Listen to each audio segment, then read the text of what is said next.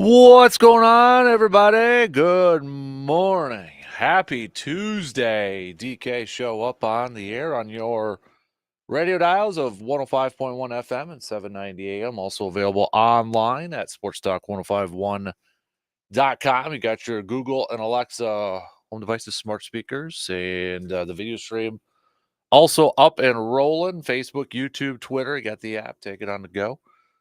But appreciate you making us a part of your starts on this rather interesting Tuesday morning after yesterday's free agency legal negotiating period beginning. And boy, oh boy, was it an eventful day for the green and gold. A day where probably a lot of Packers fans going through a bunch of emotions, different emotions, all across the board. Now that you've had time maybe to sleep on it a little bit, you've had time to think about it a little bit. How do you view yesterday's news? First, it started off with David Bakhtiari officially getting released. No big surprise. No big surprise by, I think, the majority of Packers fans out there. But he went on social media to kind of break it and tell the world.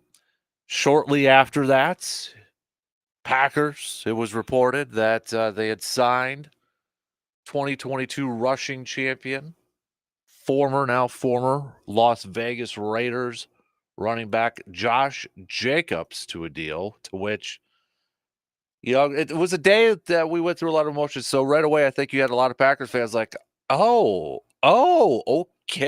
Yeah. All right. Him and Aaron Jones tag teaming it, backfield, thunder and lightning. Let's go. But then there was kind of like this, like, okay, but Aaron Jones is still coming back, right? He's still coming back. We're gonna have a 1-2 tango in that backfield. Not so fast, as it was then reported that the Packers would be releasing Aaron Jones after not coming to an agreement on a restructure and what we later would find out a pay cut. So fan favorite Aaron Jones now out. And then shortly after that, it was reported that the Packers dipping their toes in free agency again and getting the player a lot of Packer fans wanted the team to go out there and get. That would be safety Xavier McKinney. Packers opening up the bank a little bit for him. 4 years, talking a little over 60-some million bucks to bring him in. So getting the guy that a lot of you wanted, a lot of Packers fans wanted at that safety spot. So it was a whirlwind of emotions yesterday. Got the highs, got the sadness of Aaron Jones no longer going to be suiting up for the green and gold.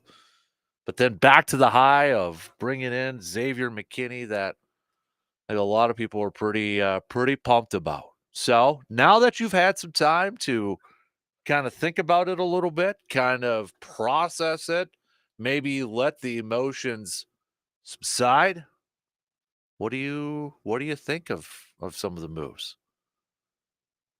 Kind of go through some of the comments that we had on our Facebook page and such, and I was a little shocked, maybe just because I was expecting something different, but a lot in terms of the Jacobs to Aaron Jones move.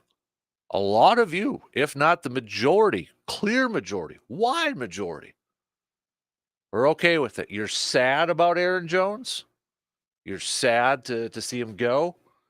But overall, you are excited by the moves. Dave saying sad about Jones, but you can't not like Jacobs and McKinney. Peter, great moves. Jordan, very good moves today. Releasing Jones was a bummer, but we got a lot better today. John, I love the deals. Sad to see Aaron Jones leave, but maybe the Packers resign him to a lesser deal. That doesn't look like the case anymore. Another Dan saying new releasing a fan favorite would get an uproar going. Still feel they made solid business moves and I'm excited to watch this young team progress. Brad, Pack got better today. I'm all for the moves. Love the McKinney signing. He's young, can cover pretty much anyone, and hits like a hammer. Will allow Green Bay more opportunities to play base defense against the changing offensive personnel.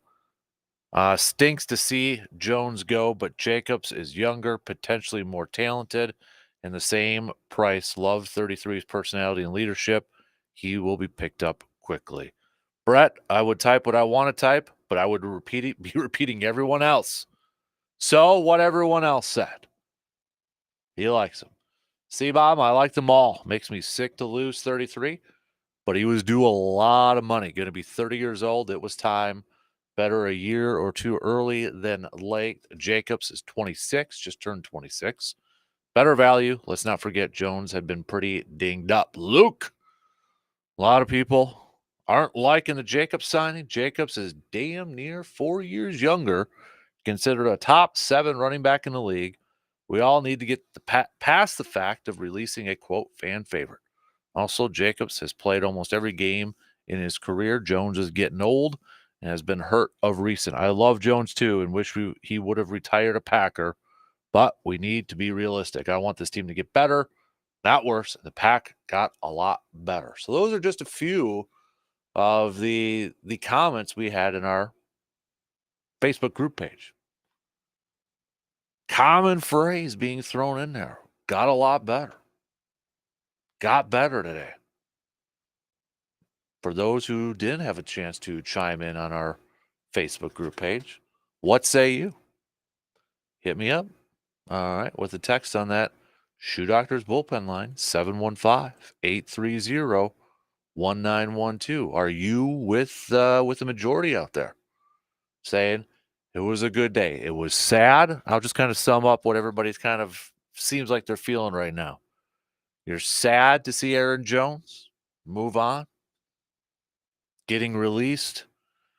And I hate to say this, but there was some chit chat last night that one team that's interested in him, not too far from us, across the border. So we may still see him a couple times a year. But I think to sum it up from everybody's, at least to those who have chimed in, the majority of those who have chimed in, you're sad about Aaron Jones. You're kind of gutted. You feel down. But overall, you're pretty pumped to have Jacobs coming in, younger, and then Xavier McKinney, probably the player, again, that if we were to list of before free agency started, the one player you would want the Packers to go out there and get, I think Xavier McKinney probably would have been number one on average for a lot of people. You know, the Jacobs deal is kind of interesting in the fact, too, that he's 26. He signed a 4-year, $48 million deal, which is the same exact deal, numbers-wise, that Aaron Jones also signed when he was 26, signed a 4-year, $48 million deal. But Pro Football Talk had some interesting nuggets on the deal for Josh Jacobs. It's, if you kind of look at it, essentially, is a 1-year deal with 3 team-held options for 2025, 2026, and 2027. No guaranteed money beyond the first year. So on the surface, it's 4 years, $48 million. But when you that's why when it comes to these contracts, especially when it comes to NFL contracts and salary caps, remember, we can't just look at what's on the surface, what the numbers are originally being reported. 4 years, $48 million. Wow, what is that, like $12 million per year? No, it's not it's not simple math like that. You break it down, you got to look at what's the guaranteed money. That's the big part. Josh Jacobs is getting $12.5 million signing bonus. That's all guaranteed. His base salary of $1.2 million for 2024 is guaranteed. So in the first year, total money-wise, he's getting about $13.7, $14.8 million if he does some of the other bonuses like the offseason workout bonus, $500,000 in per game active roster bonuses. So he could get up to about 14.8 if you do the math. So even though he's getting about 14.8 million this year, again, that cap hit, we don't need to review all this. That, you kind of divide the guaranteed money throughout the length of the contract. But here's the thing. Other details after that first year. Jacobs has a $5.93 million roster bonus due on the 5th day of the 2025 league year and just a $1.7 million base salary. For 2026, base salary jumps up to $10.2 million. And in 2027, salary moves up to $12.2 million. So it will be at least 13.7 this year, could be up to 14.8. After that, if the Packers kind of control it after that, if they want this deal to continue. Second year could be about 7.63 million. Maybe a little over 8 if he hits all the incentives and workout bonuses, which I think Green Bay's probably willing to take that on second year. So really, I look at this as potentially kind of just a 2-year deal for Jacobs, because in that third year of the deal, it goes up. How will he be performing at that level? Well, I mean, that remains to be seen. Maybe he's still performing at a high level and he's one of the better running backs in the game, and they're willing to do the 11.5 million, or they kind of do something similar to Jones a little bit. But the one thing too with what Green Bay does with a lot of their contracts, they don't guarantee a lot of money post beyond the first year and such. That's one thing that they don't do too often. Aaron Rodgers was kind of the exception to a lot of that stuff. But when you really look at that Jacobs deal, what kind of stands out to you? I want to hit that and to kind of deep dive into it here in a little bit. So give you a little bit of time to hit me up with your analysis, your thoughts, your texts on that Shoe Doctors bullpen line of the day that the Packers had yesterday. I'm going to deep dive into it coming up here in just a little bit. And then, based off of the moves maybe from yesterday, where or who do you think they should target next? Is there anybody else, or is there a position now in free agency that you, or maybe you got your eyes on another safety out there? What do you got for me? All right. We're going to hit that up coming up here in just a little bit. We will talk some Badgers with Mr. RJ Cardinal in a couple hours from now. We've got, we'll talk about the Big Ten Conference Tournament. We got some hockey and such. So we'll talk to RJ for a little bit in the 8 o'clock hour. It is a raised place. Who cut and didn't cut the mustard? So maybe for some of you, maybe Goody made that list of who cut the mustard, or maybe for the others, didn't cut the mustard. But make your picks for the raised place who cut and didn't cut the mustard. It is also an ASAP Used Auto Parts Grind My Gears Tuesday. So on that same breath, maybe some of you are grinding your gears because you wanted Aaron Jones to stay with the pack. Whatever the case may be. Or maybe you're taking the other side and saying you're grinding your gears at other fans for being too upset. I don't know. What do you got? You got something. Get it off your chest. Hit us up. Okay? Let me know. So we'll get to those coming up a little bit later on, but I know a lot of you just want to jump right into it here this morning to chat a little football. So let's get to it. We'll take that first break coming up here, and then we'll really deep dive into some of these contracts, some of these deals. When we really deep dive into that Josh Jacobs deal, I kind of like it a little bit more. I think it protects the team. It protects the Packers here. So we'll take a look at that and get the numbers for Xavier McKinney too. Packers unloading the bank a little bit for what many viewed as the top available safety. Packers grabbing a couple of Alabama kids yesterday in free agency. David Bakhtiari also officially gone too. So lots to catch up on. Let's break it all down coming up in just a couple minutes.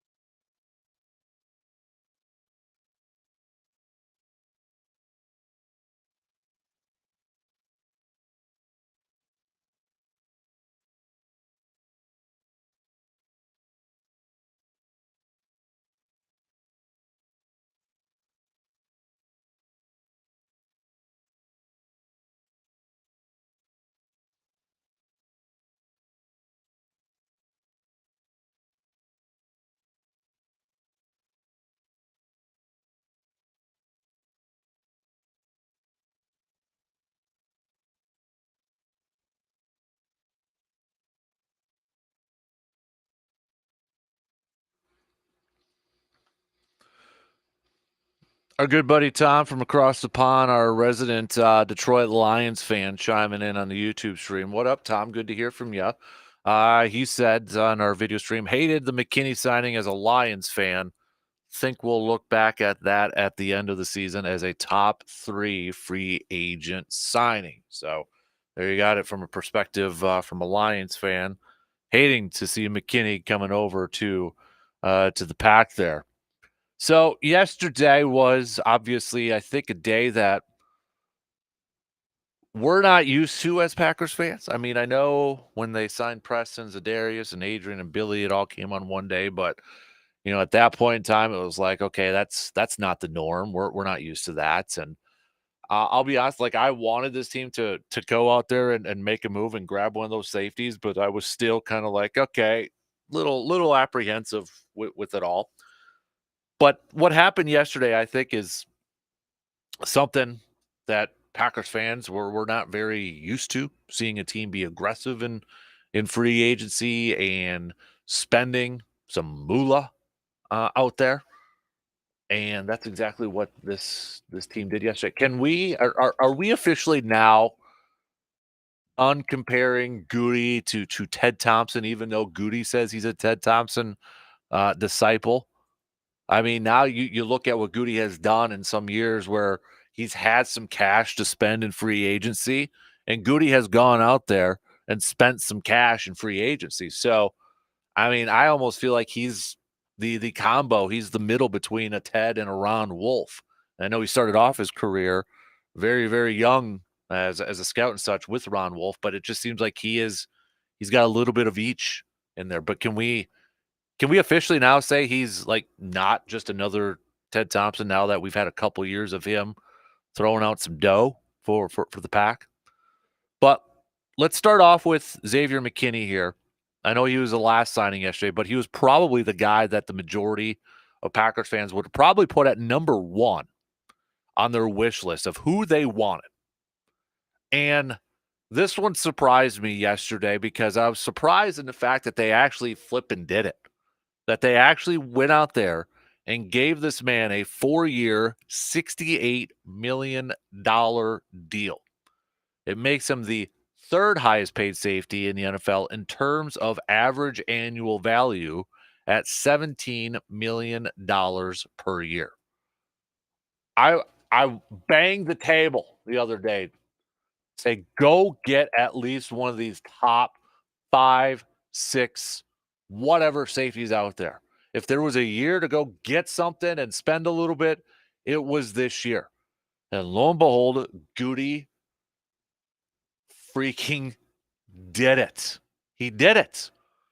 And perhaps got the highest rated, best safety that was available out there. Last season in coverage, if you're not too familiar with Xavier McKinney, I'll give you some of these numbers here. Okay. Last year in coverage, 592 snaps, 53 targets, 0 touchdowns allowed. Pretty darn good numbers there. How about some more? You want some Pro Football Focus numbers? Since entering the league, according to Pro Football Focus, he has the number 1 Pro Football Focus coverage grade when lined up at a free safety. 92. 92. We can go through a bunch of other numbers with McKinney. He's going to be ranked number 1, top 2, top 3 in a lot of these categories. The guy has been fantastic. He has been the number 4 overall Pro Football Focus safety. 49.2 passer rating against. That's number 1 if you kind of do it in terms of free safeties and such. But he has been putting up some darn solid numbers. And here's the thing. He's only 24 years old. 24 years old. You want to know what else is kind of crazy? So the Packers were fairly young. Pretty darn young last year, right? They may be even younger or close to the same average age next year. Like Preston Smith and Kenny Clark are your 2 oldest guys on this team now. But Packers, Xavier McKinney, still just 24 years old. 24 years old. So they went out and actually got this deal. I love the Xavier McKinney. You can say maybe did they put a little too much money in there? He's getting 25 in the first year and such. You know what? Cap's going to continue to go up. It exploded this year. It's going to go up unless, knock on wood, something again in our world happens. But they had the money. They had a major need on this thing, and they got it done. They needed their Nick Collins. They needed their Leroy Butler. They needed their Willie Wood, and they got it in their Xavier McKinney. I wouldn't mind looking at some of these other safeties that have been getting some deals, like Stone from Baltimore, signed for 2 years. What was it, like $11 million or something? I wouldn't be opposed if they go out there and get another veteran safety to pair up with him for crying out loud.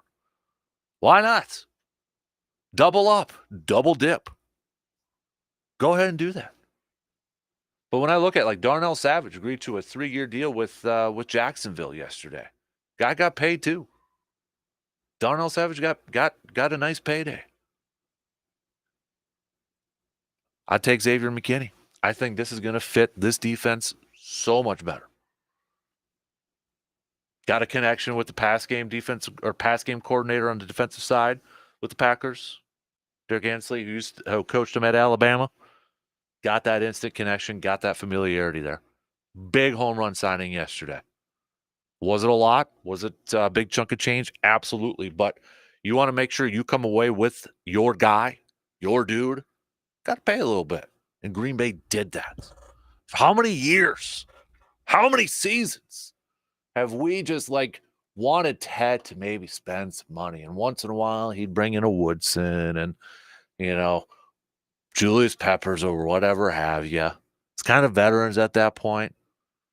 We got this with Xavier McKinney. I think this, right now at least, not even 24 hours after the fact, Brian Gutekunst's stock is probably up for a lot of Packers fans based off that signing alone, because that was the one guy. Finally, the one guy that the majority of Packers fans wanted heading into a free agency. They actually got him. I mean, we could go over the last few years and we'd have our wish list. How many times did they actually get that guy? Not too often, especially a top guy. Packers fans got the guy that they wanted this offseason. Then, of course, the Josh Jacobs one was kind of was the first signing yesterday. So this Josh Jacobs contract, 4 years, $48 million on the surface, 26, just turned 26 in February. You can kind of compare it when Aaron Jones was 26 years old. He signed a similar deal, 4 years, $48 million. On the surface, it's the same. But as we know, when it comes to NFL contracts, don't look at just what you hear, what you see, the 4-year, $48 million. There's more to it. What's the guaranteed money? That's the big part, right? Guaranteed signing bonus. What's that signing bonus? Signing bonus is guaranteed, but also signing bonus spread throughout the length of the contract in terms of cap hits. So in this case, Josh Jacobs got a $12.5 million signing bonus. Okay? He gets all that right away. That's why a lot of these contracts, when you see base salaries for new signees, their base salaries pretty darn small, because they cut that check for that signing bonus right there. But in terms of a cap hit, that cap hit is spread out throughout the length of the contract. So you're looking at 12.5 divided by 4. You're talking a little over 3 per year. So his base salary this year is just a $1.2 million. That's guaranteed. He's got $600,000 in an offseason workout bonus. We know Green Bay's got some of the highest offseason workout bonuses because they want guys to fly into Green Bay in the offseason. Up to $500,000 in per game active roster bonuses. So you're talking about a minimum of about 13.7 up to about 14.8 million in year one. After that, though, it's kind of options, team options. Packers kind of get to decide. So year two, He's got a $5.93 million roster bonus due on the 5th day of the league year and a $1.7 million base salary. And again, he's got the workout bonuses and per game active roster bonuses. Then it jumps up for 2026, like we see a lot of contracts, like a lot of deals, back end loaded. But for 2026, the third year of this deal, his base salary jumps up to $10.2 million. 2027, the last year, 12.2. So to me, while this looks like a 2-year deal, it's a 2-year deal, then we'll see. Now, I know some people are going to say, well, it's a 1-year deal, and then we'll see. And you'd be right, because maybe something happens in year 1 and they decide to move on. But year 2 for still a running back who's going to be 27 in the second year of his contract, it kind of seems more like a 2-year commitment for sure, and then kind of a we'll see. I like that deal. I like it. Now, I would be lying if I didn't say I would love to see Jacobs and Jones paired together. 100%. I would have loved to have seen that. And when this was first announced yesterday, I'm thinking, oh, goodness gracious, this is going to be quite the tandem. But there was a small part of me, it's like, okay, we still got Jones though, right? You know, we still got Jones, right? And then it ended up coming down that Packers couldn't agree to a restructure pay cut, it sounds like, for Aaron Jones, according to reports, Matt Schneidman and such, that the Packers wanted at least around a 50% pay cut. 50% pay cut.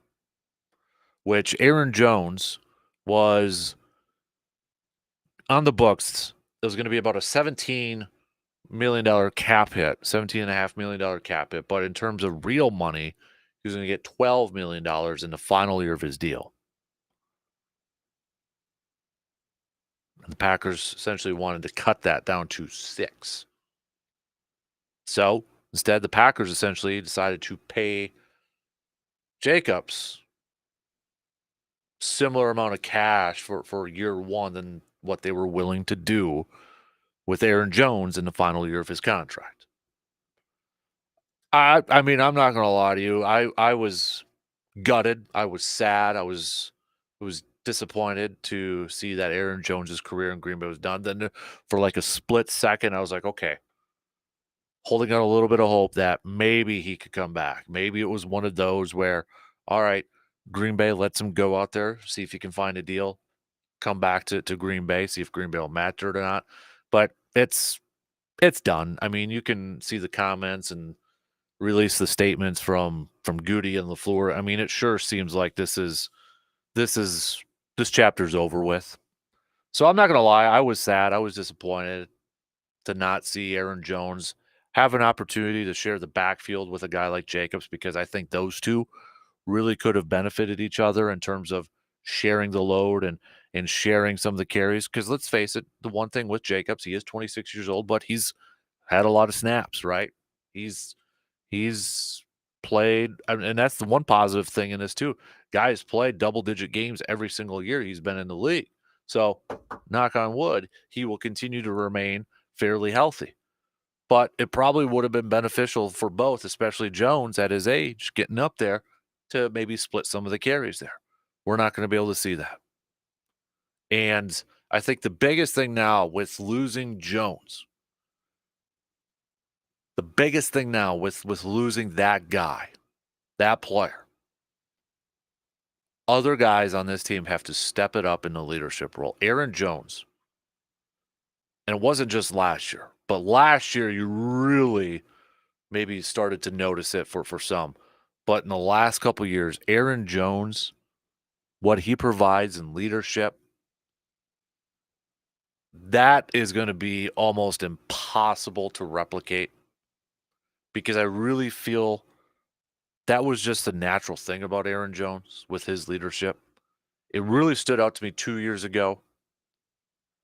Mini camps, OTAs, when veterans were excused, the guy still showed up and practiced with the younger dudes. He didn't have to. He still showed up. I know everybody's been running with the clip from this past year. Was it Wicks with the fumble in that Rams game? But the cameras caught him kind of walking off with his head down, and Aaron Jones just pops up in the screen and lifts his head up. That type of stuff just comes natural to a guy like Aaron Jones. I've had the chance to interview him twice.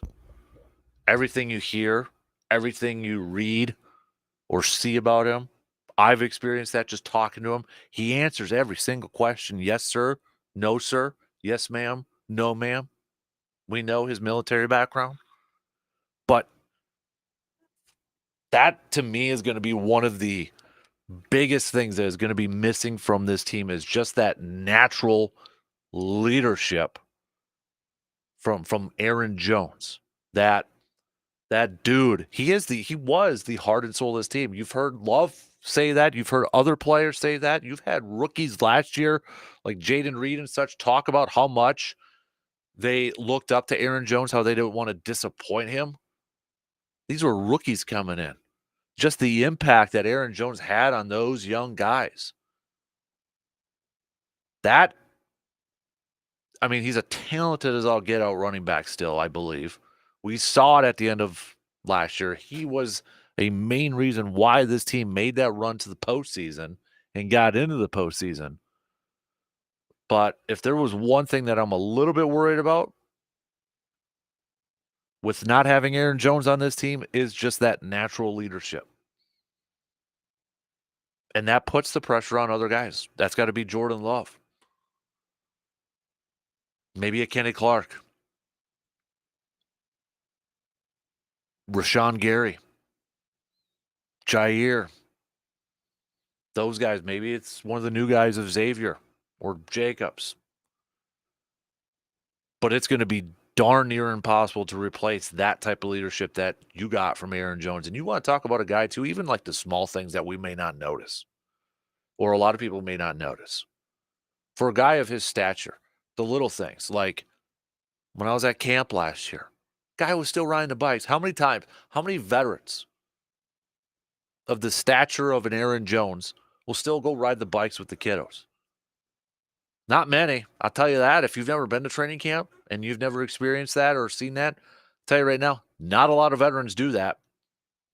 Especially when the quarterbacks get up there. Jordan Love did it last year, but, quarterbacks or some of the receivers or whatever, when you get up to a certain status level and veteran, not a lot of those guys continue to ride the bike. Aaron Jones did. It's little things like that. It's like when you think of the ultimate Packer, who represents that G or who carries that G, Aaron Jones is on that short list. No doubt about it, man. I'm gonna freaking miss seeing 33 out on that field. He wasn't the biggest back, and it sure looked like this past year. That guy was taking some hits. Kept getting up. It's like, dang, man. Keeps getting back up, though.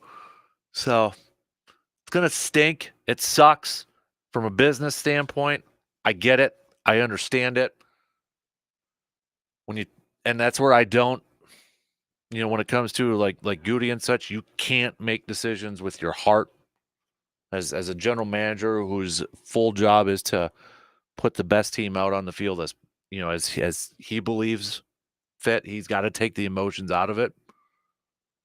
I think they really expected Aaron Jones to be back this year. You hear the comments after, the season, Goody saying, yeah, absolutely.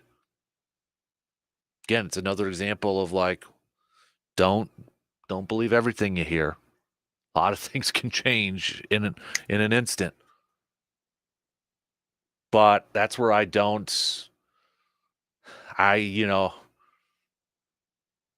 could never be a general manager as much as I wanted to be as a kid. I would make too many decisions from the heart here. Aaron Jones would have probably gotten a new deal, and I'd sign him up for the next few years to stay on the team. And that's honestly, it's probably not the best business decision at that point in time. But man, it's going to be weird not seeing 33, and it's going to stink out there. But I get it.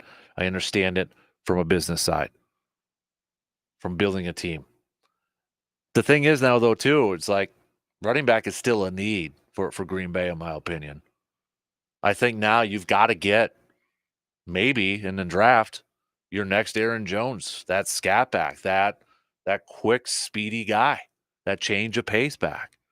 You go back to was it the combine, and you could kind of tell now when you look back. Hindsight's 2020. So like when we get into free agency, when you get in the draft, it's always interesting to go back to when the general managers had a presser at the combine or after the season, and kind of see if what he said back then matched up to some of the moves that they made. Well, you go back to what Goody just said at I believe it was the combine, talked about a running back getting a running back that was a little bit, let's just say, bigger, a little bit more of a pounding, bruising back. And he said Aaron Jones is not that guy. He literally said Jones is not that guy, which we all know. But he talked about, potentially the need of getting a running back like that. Boom, he got it with Jacobs. But I still think whether it's going to be in a draft, and there was some talk yesterday, a rumor that they were interested in Zach Moss signing up now with the Bengals. But I think they still are going to be looking at another running back, maybe a little bit of a quicker back, a little bit more of that scat back, speedster and such, really change of pace there. So as much as a lot of us are probably disappointed, upset about Aaron Jones, just sad, I'm still sad, to not see him out on that field. I think we can all agree on paper, at least on paper, the Packers overall got better. And a big part of that is because of the Xavier McKinney signing. That instantly boosts up that defense. That instantly improves your defense. You're bringing in Jacobs, who is a pretty darn good running back too. I know his rushing numbers were down last year, but I look at that mess of an offense that was the Raiders last year and maybe take it a little bit with a grain of salt. And now going into a more established offense, a more proven play caller, if you will, at the head coaching spot with Matt LaFleur, a little bit more respected one, I think, at this point. Packers on paper got better. They got better.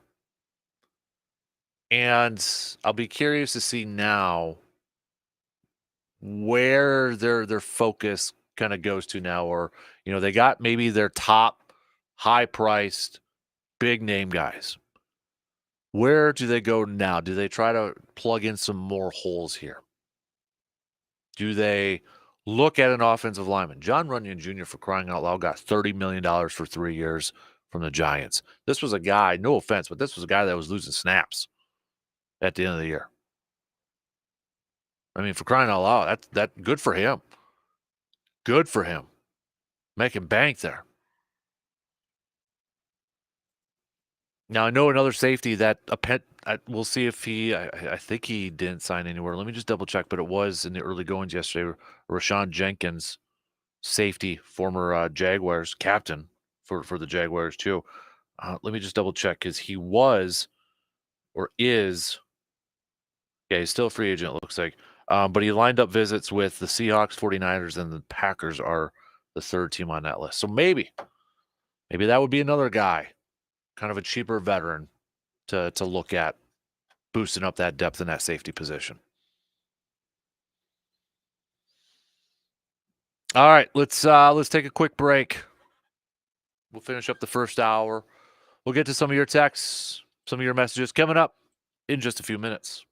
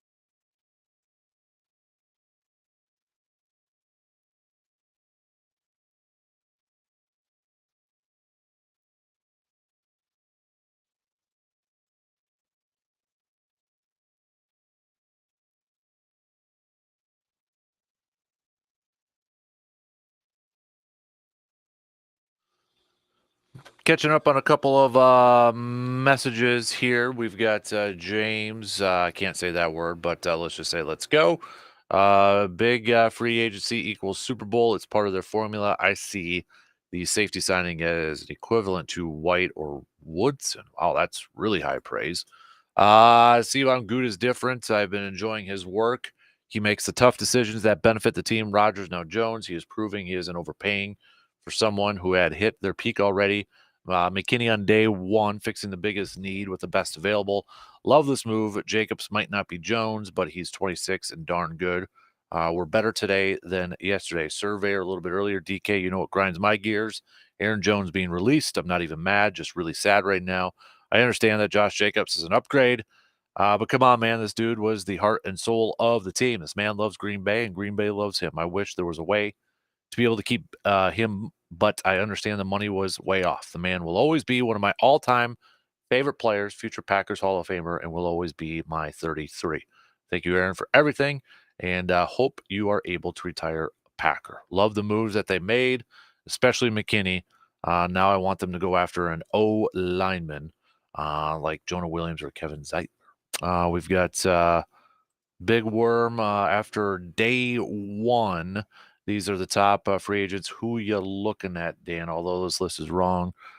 Didn't come through that list, which doesn't surprise me with our texting line. But I do have this list up from NFL.com with Greg Rosenthal. That's updated and such. I guess for me, I wouldn't mind another safety, to be honest with you. If I'm going down maybe a little bit for maybe some more value, maybe a guy like Cameron Curl from Washington. I'll even go down to a Jordan Fuller, who has experience with Jeff Hafley. Jeff Hafley was his defensive coordinator at Ohio State, and Jordan Fuller, a captain with the Rams, was a part of their key part of their title run. Still just 26 years old too. I mean, there's still safeties that I think, young safeties, that you can get at a nice deal.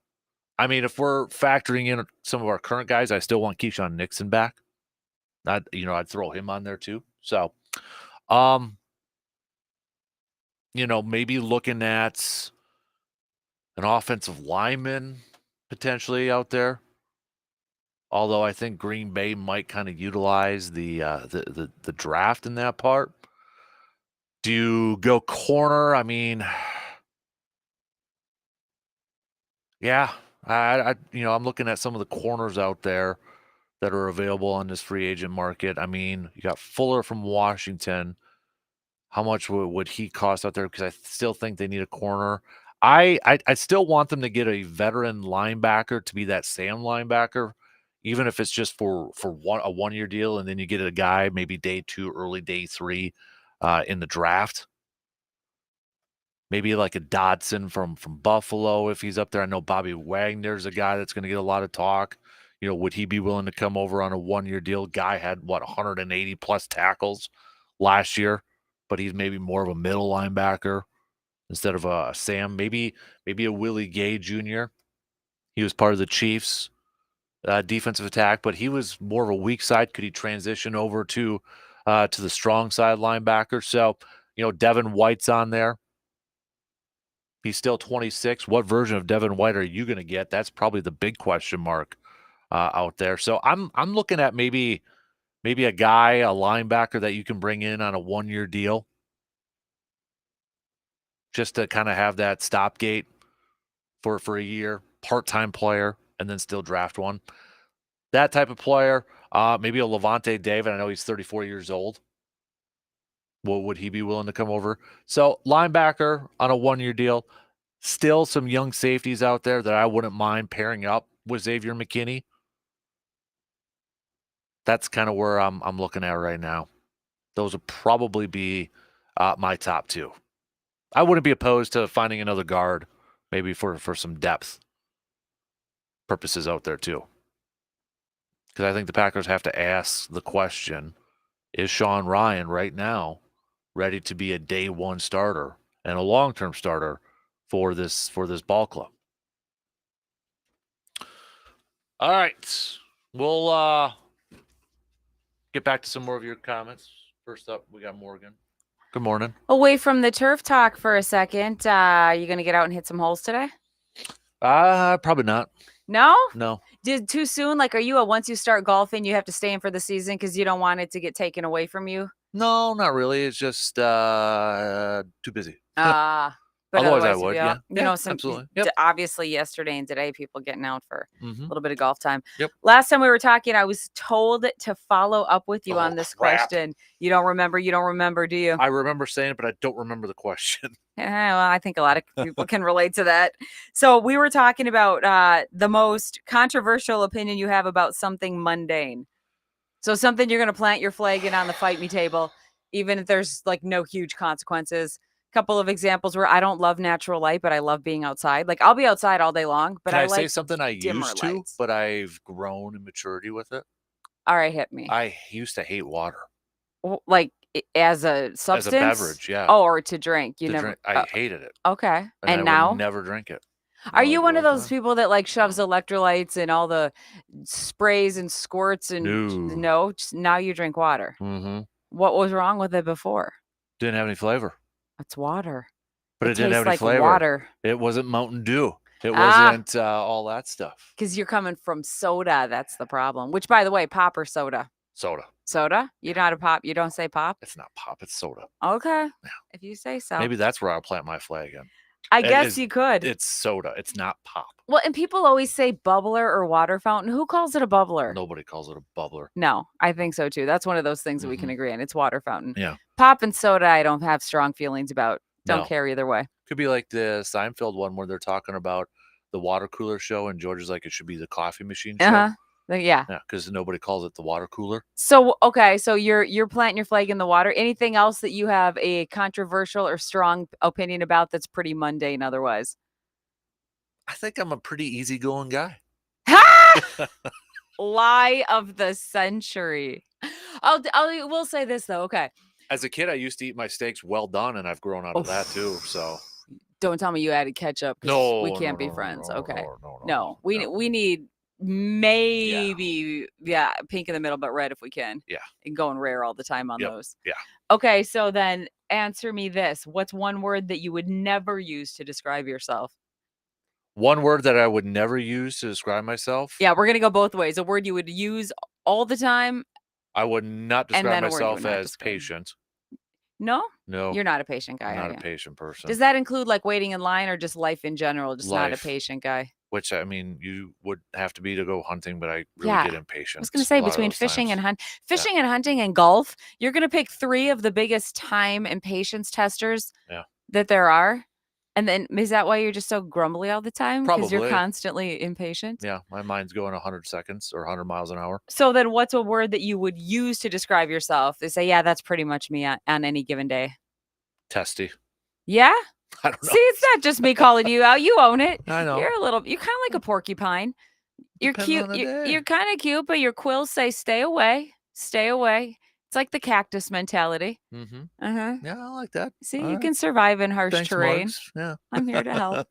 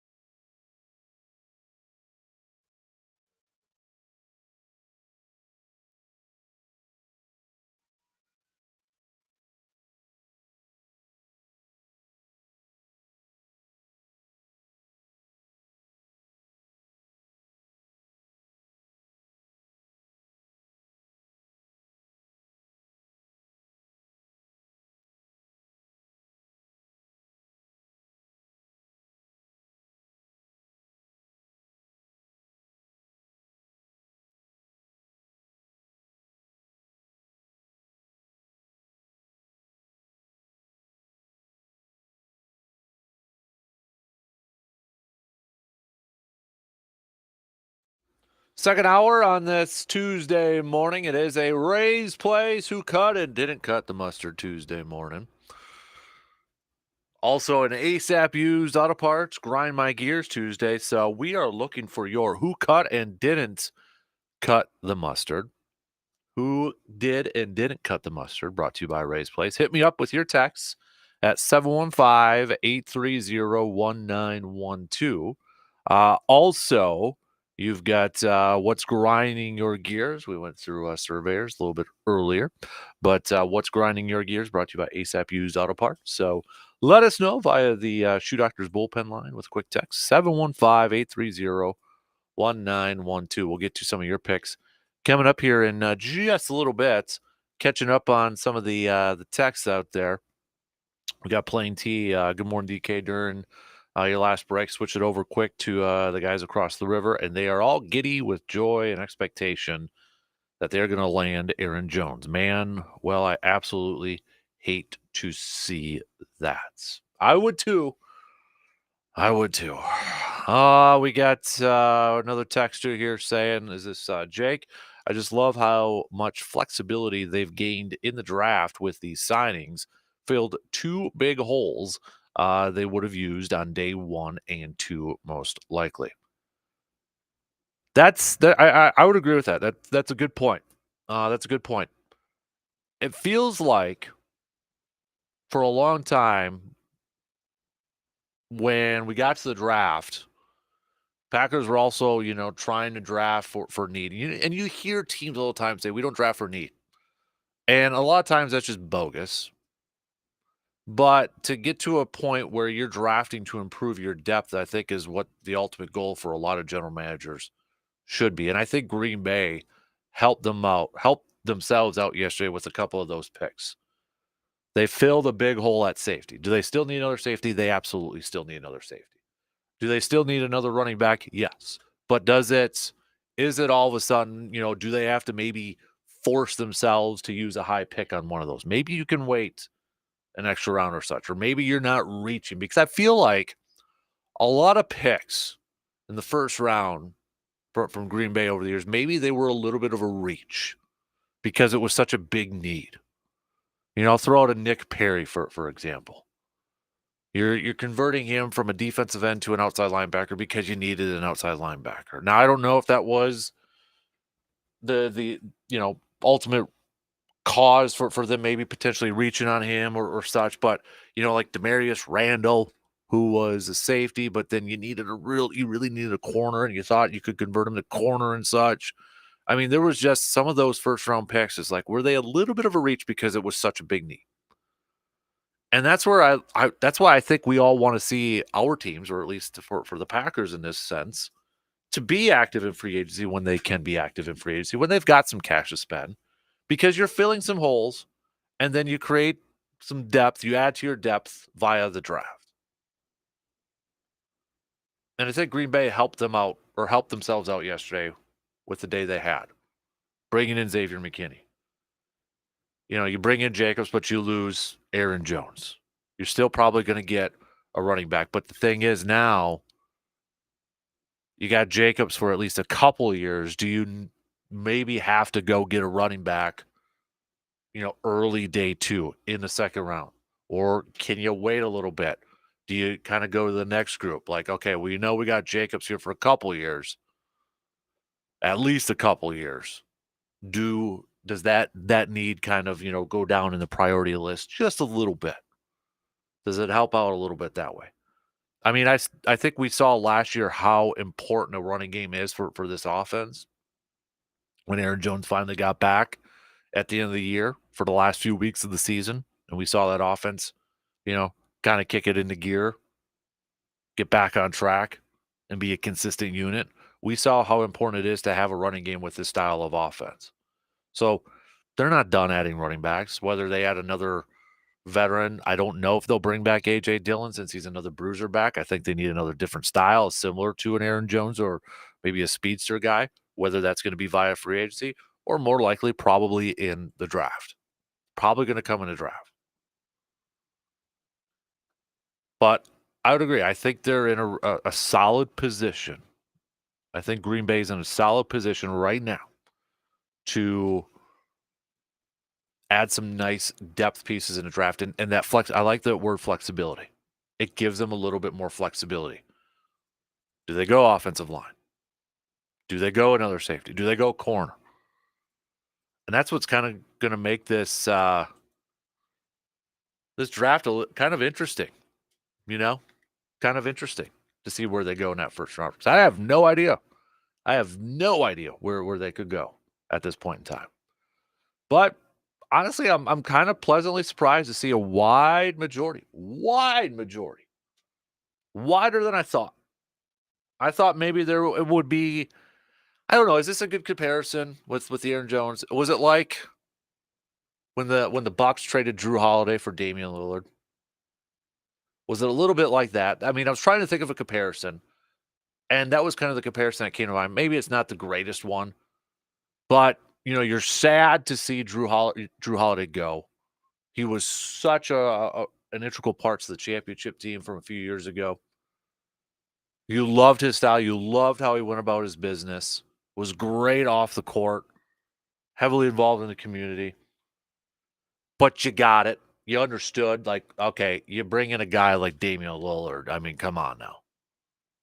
I almost feel like it's kind of that. Is that similar? Because it seems like, again, a lot of you're bummed. You're down. You're upset. Maybe upset in terms of just you're sad that Aaron Jones is leaving, but you get it.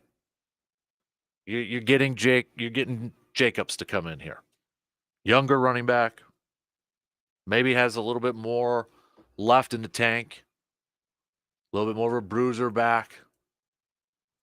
That was kind of the comparison that I was gaining on. So I don't know. Maybe I'm a little bit off on that one. We'll see. But we'll get back to some more of your comments, your thoughts a little bit later on here this morning.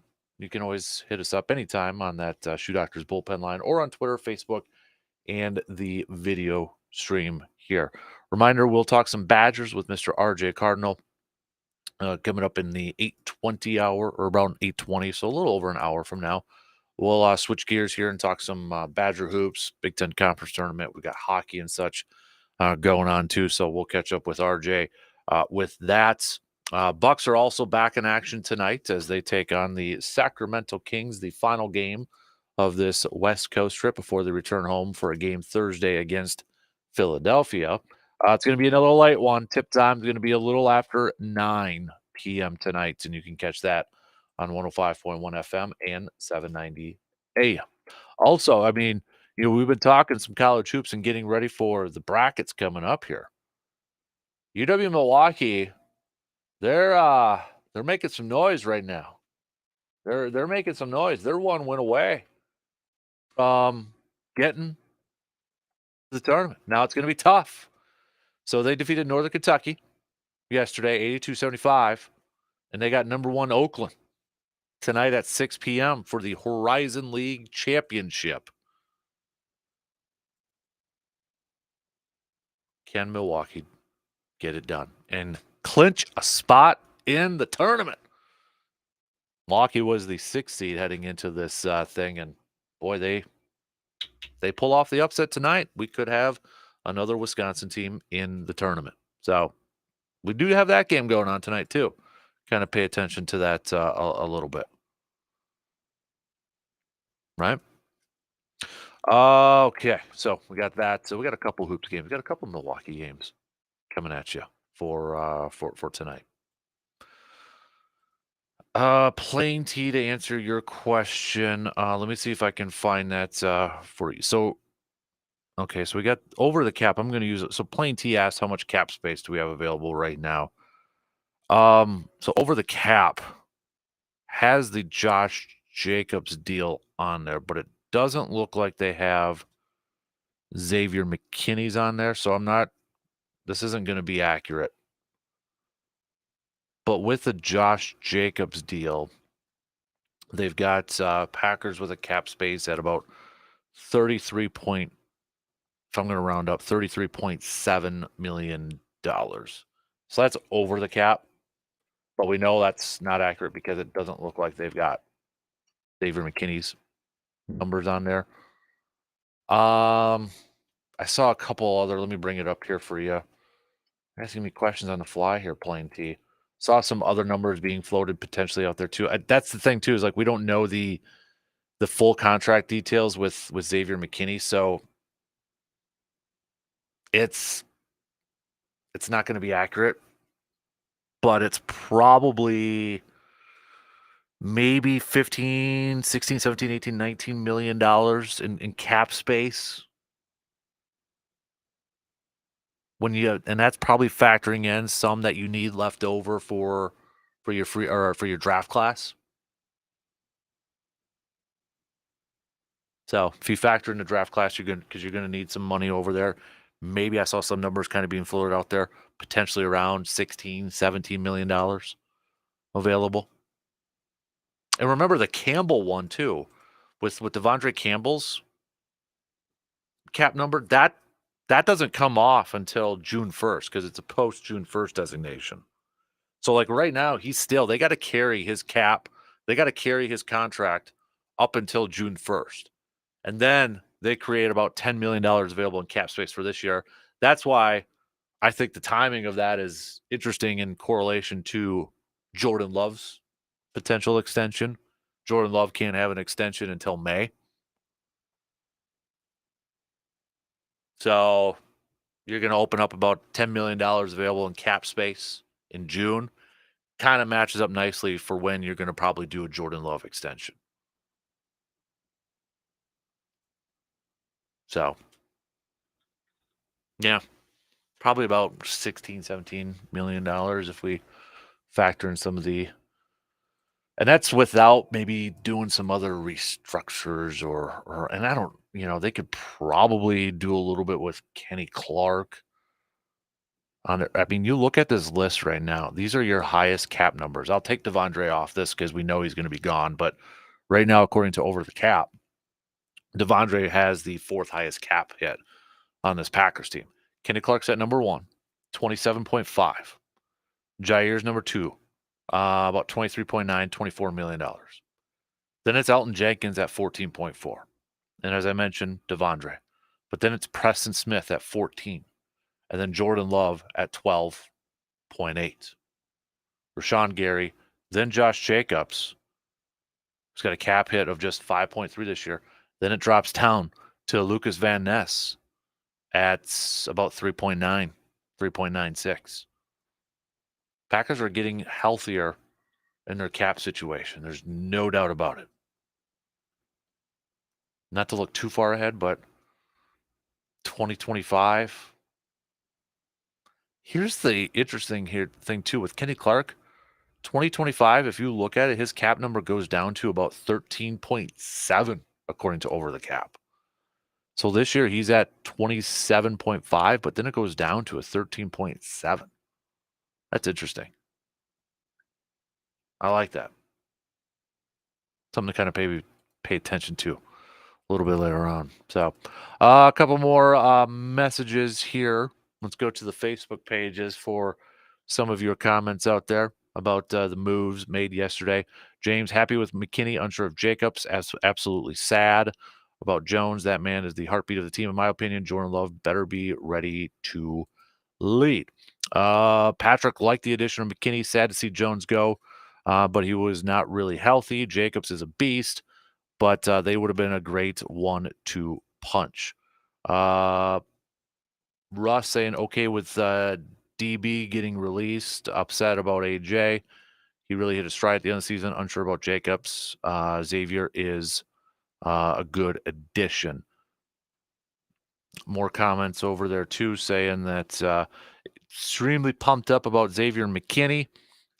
Sad to see Aaron Jones go, but I understand it.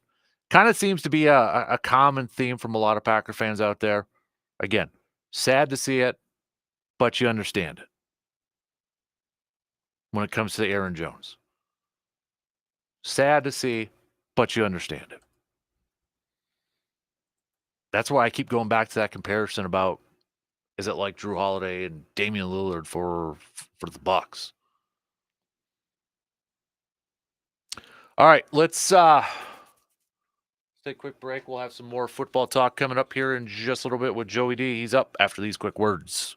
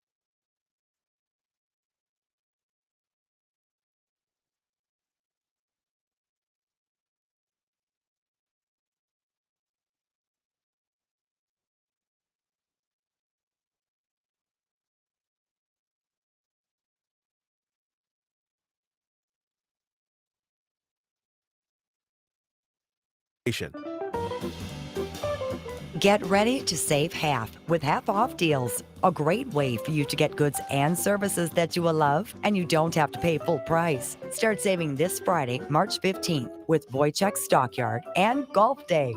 Be ready with your credit or debit card and get ready to save with this week's half-off deals. For more details and to find out about all the savings, just go to aroundthe715.com. Celebrating 50 years, Asher Lassen Exteriors has been committed to craftsmanship and innovation as Western Wisconsin's trusted gutter and gutter helmet experts. Enjoy amazing savings today with up to 20% off on your entire purchase of seamless gutters and gutter helmet. Plus no money down, no payments, and no interest for up to 18 months. Our highly trained certified technicians can install gutter helmet onto new or existing gutters. Plus, gutter helmet is guaranteed to never clean your gutters again. Trust the experts and call Asher today for your free, no obligation estimate at 888-GO-ASHER or visit goasher.com. Hi, I'm Bob Bosel. Plan to join me on an adventure to Glacier, Yellowstone, Grand Tetons National Parks with agricultural highlights, July 22nd to the 31st. Enjoy the ultimate Northern Rockies touring experience. We'll also take in visits to a hops farm, a cattle ranch, and a dairy farm in Big Sky Country. Visit holidayvacations.com. The keyword is wax to learn more about this tour and watch a travel show, or call 888-557-1020 for a free brochure. There aren't many people as sports smart as he is, so he tries to use tiny words so people like me can easily follow along. That doesn't make sense. The Dan Kasper Show.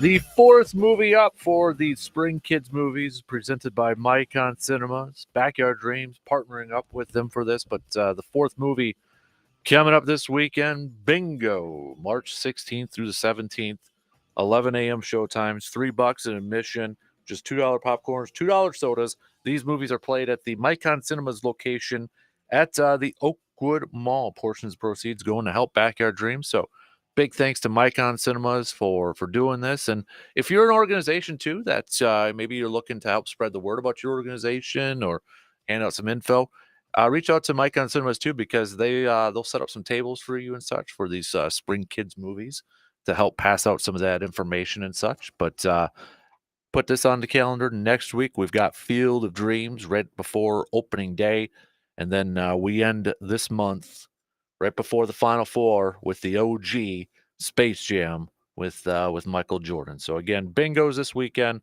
March 16th, 17th, 11 a.m. showtimes, just $3 admission, and that's at the Micon Cinemas at Oakwood Mall. All right, continue our conversation here with a little green and gold, with a little Packers chats on a scale of 1 to 10. Joe, how surprised were you that the Packers actually did it? That they actually went out there and locked up Xavier McKinney? I wasn't surprised at all. You weren't surprised actually, they dropped all that money for him? No, because he, and I said this over the weekend. We had an event at Eau Claire Memorial, and I was talking to some of the other coaches over the weekend, and I said the Packers are going to be players, and I think what happened last year, and you and I have had this conversation. I don't think this Green Bay team, I don't think the organization truly knew what they had last year and thought that this was going to be potentially 5 minutes away from the NFC Championship game. And so, when you look at what this defense needs to look at and the obvious hole with Hafley's defense, it was going to be that post safety.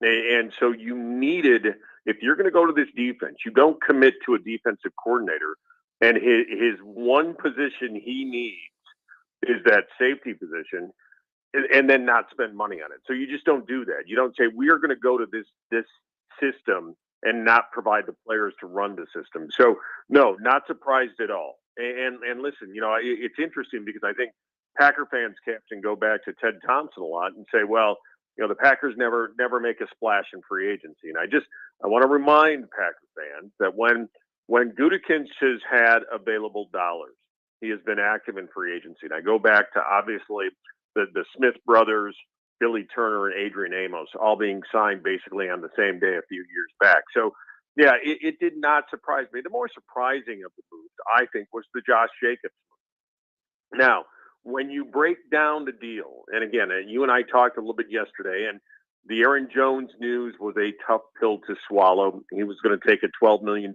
cap hit. Green Bay wanted that number around 6. He took a pay cut last year. He's a Drew Rosenhaus guy. He wasn't going to do it 2 years in a row. And so the Josh Jacobs deal, though, when you really look at it, it's really a 1-year deal. And even though it was reported 4 years, $48 million, it's really a 1-year deal. And the Packers could be paying up to $14 million for that 1 year. But really after that, it's essentially 1-year options back to back to back. And the option is a team option. And so Green Bay, essentially at the beginning of the 2025 NFL season, will have to pay a bonus, the 2026 season, et cetera, et cetera. So now you're getting Josh Jacobs for essentially a 1-year deal for $14 million. Now his cap hit won't be $14 million because signing bonuses, et cetera, et cetera. So But the Josh Jacobs, Aaron Jones situation wasn't happy about.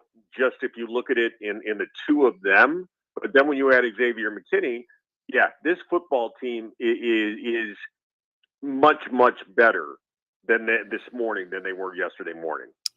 Just a quick note here. Aaron, who texted us about 10 minutes ago, so help us. Lord Vikings are interested in Jones. He can't wear purple. Well, sorry to tell you, he is now going to be a Minnesota Viking, according to Diana Rossini. So, there you go. Aaron Jones. You know what? I'm just not shocked at that. And whether it be the Bears or the Vikings, it just seems that whenever a Green Bay Packer gets cut, both of those teams. And again, now look, they scouted him. They scouted the players. They know these players. I get it. It all makes sense. But, man, it just seems that whenever there is a former Green Bay Packer, they soon become a current Minnesota Viking or current Chicago Bear. And look, I want the best for Aaron Jones. I thought he carried the G more than really anyone else did over the last several years. And so I want the best for him, but this is not a good situation, in my opinion, going to the Vikings. And, first of all, Sam Darnold is your quarterback. And this is – Viking fans can say what they want to, but, they are now, quote, unquote, in a rebuild. And so you've got Sam Darnold. You do have Justin Jefferson, but, the question is going to be how long does JJ want to play if he doesn't have the quarterback to get him the ball? The other thing is, Aaron Jones obviously has had some injury issues, and going and playing on turf for 8 games of the year might not be the best for him. So glad he went out and got his money. He deserves every penny of it, but I don't think that's the best fit for him. And again, that's a Drew Rosenhaus guy. So Drew Rosenhaus he's got his reputation, and so he wants to make sure that he's getting top dollar and value for his clients. But I just don't think really on paper that's a great situation for Jones. With Jones now being gone, I think one of my biggest concerns now is where does that leadership come from? Because I think the one thing with Aaron Jones, it wasn't forced leadership; it was just natural coming out with him. I mean, whether you had a chance to talk with him, I had a chance to interview him twice. What you hear, what you see is legit, 100% legit. Answers his questions: yes, sir; no, sir; yes, ma'am; no, ma'am. It really, last year, 2 years ago, when it was mini camp and OTAs, when all the veterans were excused, Aaron Jones still went out there and practiced with the young guys. We know what he did this year and what the rookies had to say about him and how much he meant to them. I mean, to me, that's the biggest loss for this is that locker room. So who's got to step it up? Is that Jordan Love? Is it some of the other guys on this team? Who do you think needs to really step up their leadership this year? Well, here's the thing. There's no question that Jones was a leader, but you've got guys like Elton Jenkins, you've got guys like Kenny Clark, but this is Jordan Love's team. This is Jordan Love's football team. And if you look at the offensive side of the ball, and again, I mentioned Elton Jenkins, and Josh Jacobs was a loved player and teammate of the Raiders. So it's not like you're getting a malcontent in return here, but this is Jordan Love's team, and there's no question that the players rallied around number 10 last year. And I see him being able to step up and step into those shoes that Jones left behind. And that leadership, you're absolutely right. The leadership shoes are huge, but this is Jordan Love's team. And this offense, when you look at it, and I'd even throw Romeo Doubs as a guy in there that you might be able to start leaning on a little bit more on that offensive side of the ball from a leadership standpoint. So, yes, there is a void in the locker room. There's no question there's a void in the locker room. But number 10 is the quarterback, and I will tell you, that's the guy. That is the guy that if you have a franchise quarterback, he is your leader. It's inherent with the position, and with Green Bay now in May going to be able to commit to Jordan Love for the long term, there's no question this is his team. So that void in the locker room that Aaron Jones has left behind is squarely on Ted's shoulders.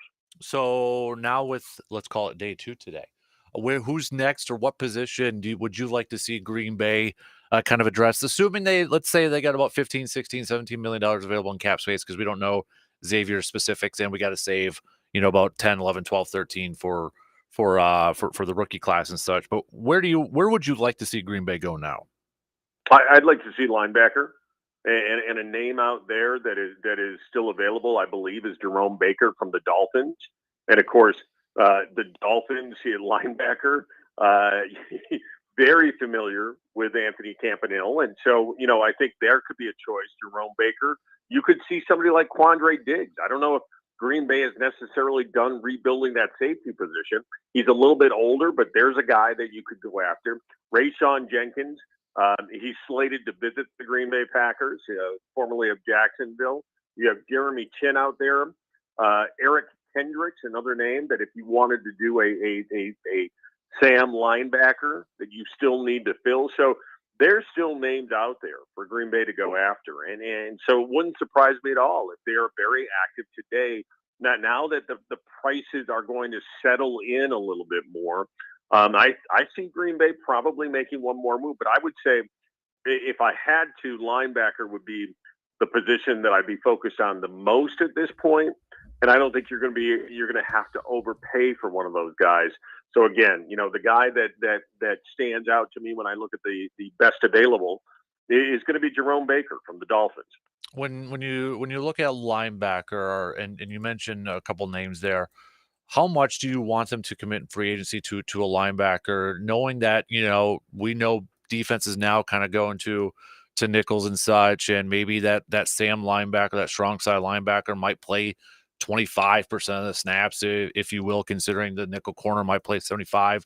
How much do you want to see Green Bay invest in that spot? And is it a situation where you bring in a veteran on a one-year deal and then maybe address it in the draft for a long-term solution?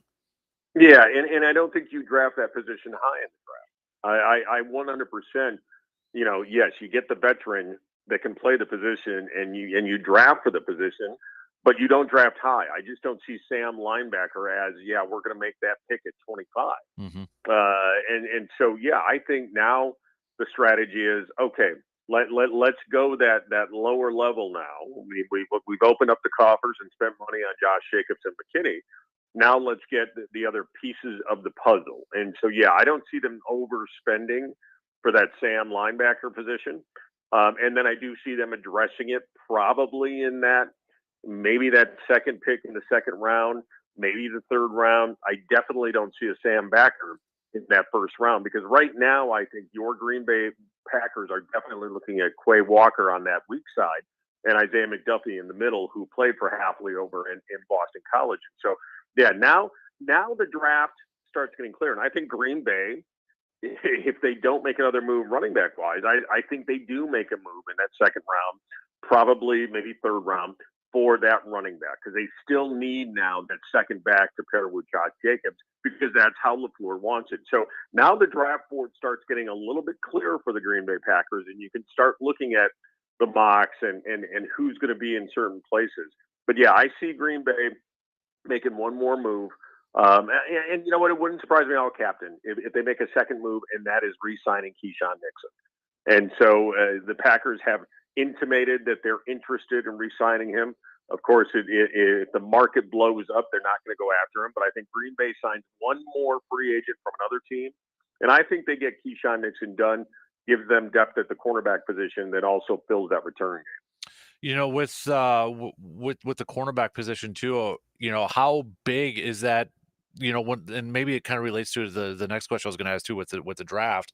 But you got Xavier McKinney signed up now.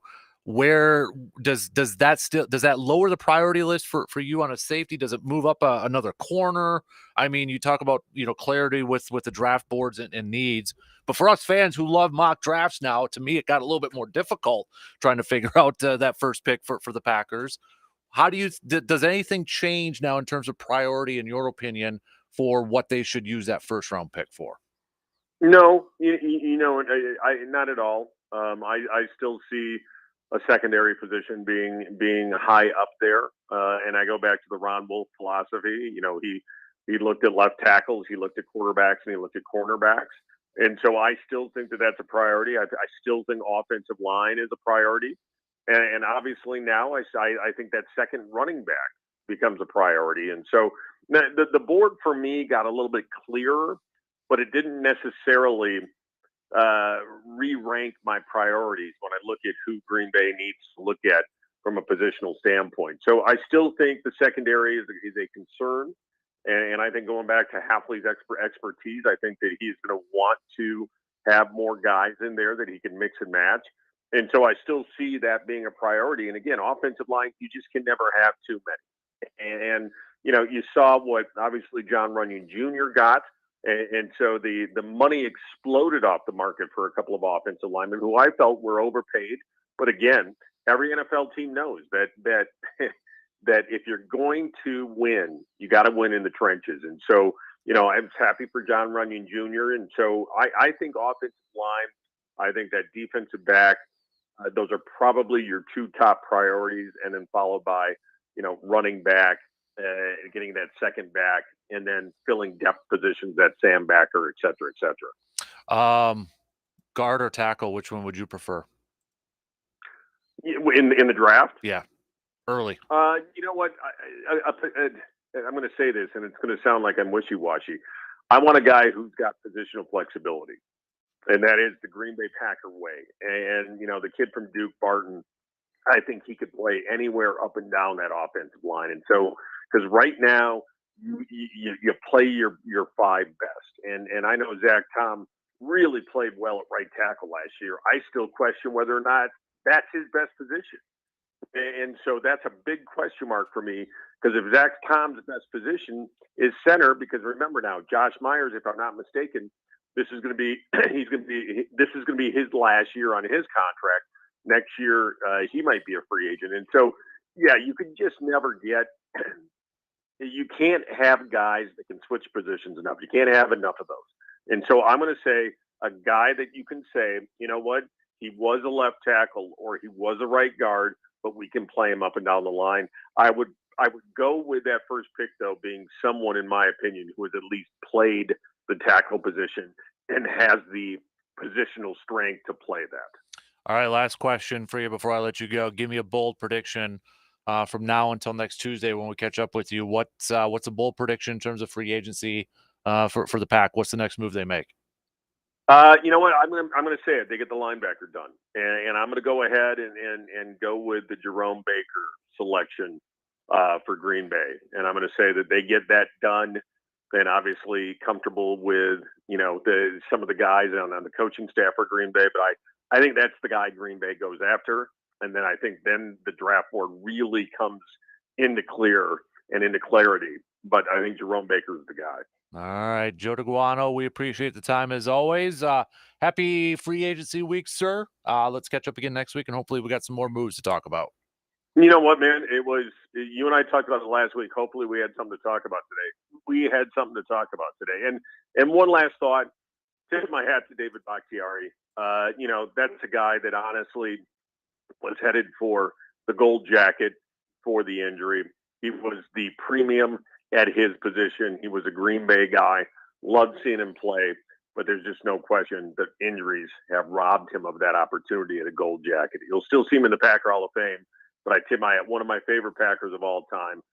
I just loved the guy, and it sucks what injuries can do to an NFL player. Yeah, I immediately thought of like a Nick Collins, another guy who was trending that way too. So Sterling Sharp. Yep.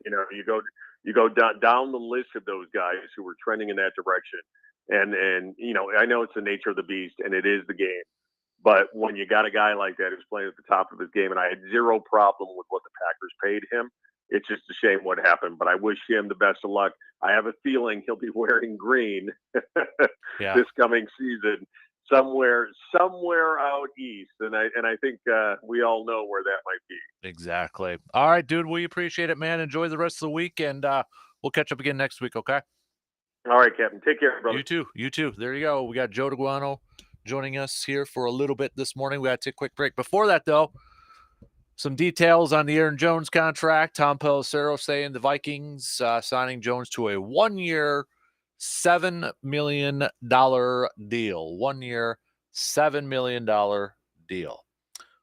Curious to get some more of that info, because if Packers did want him to take a 50% discount, 50% pay cut, that would have been about $6 million.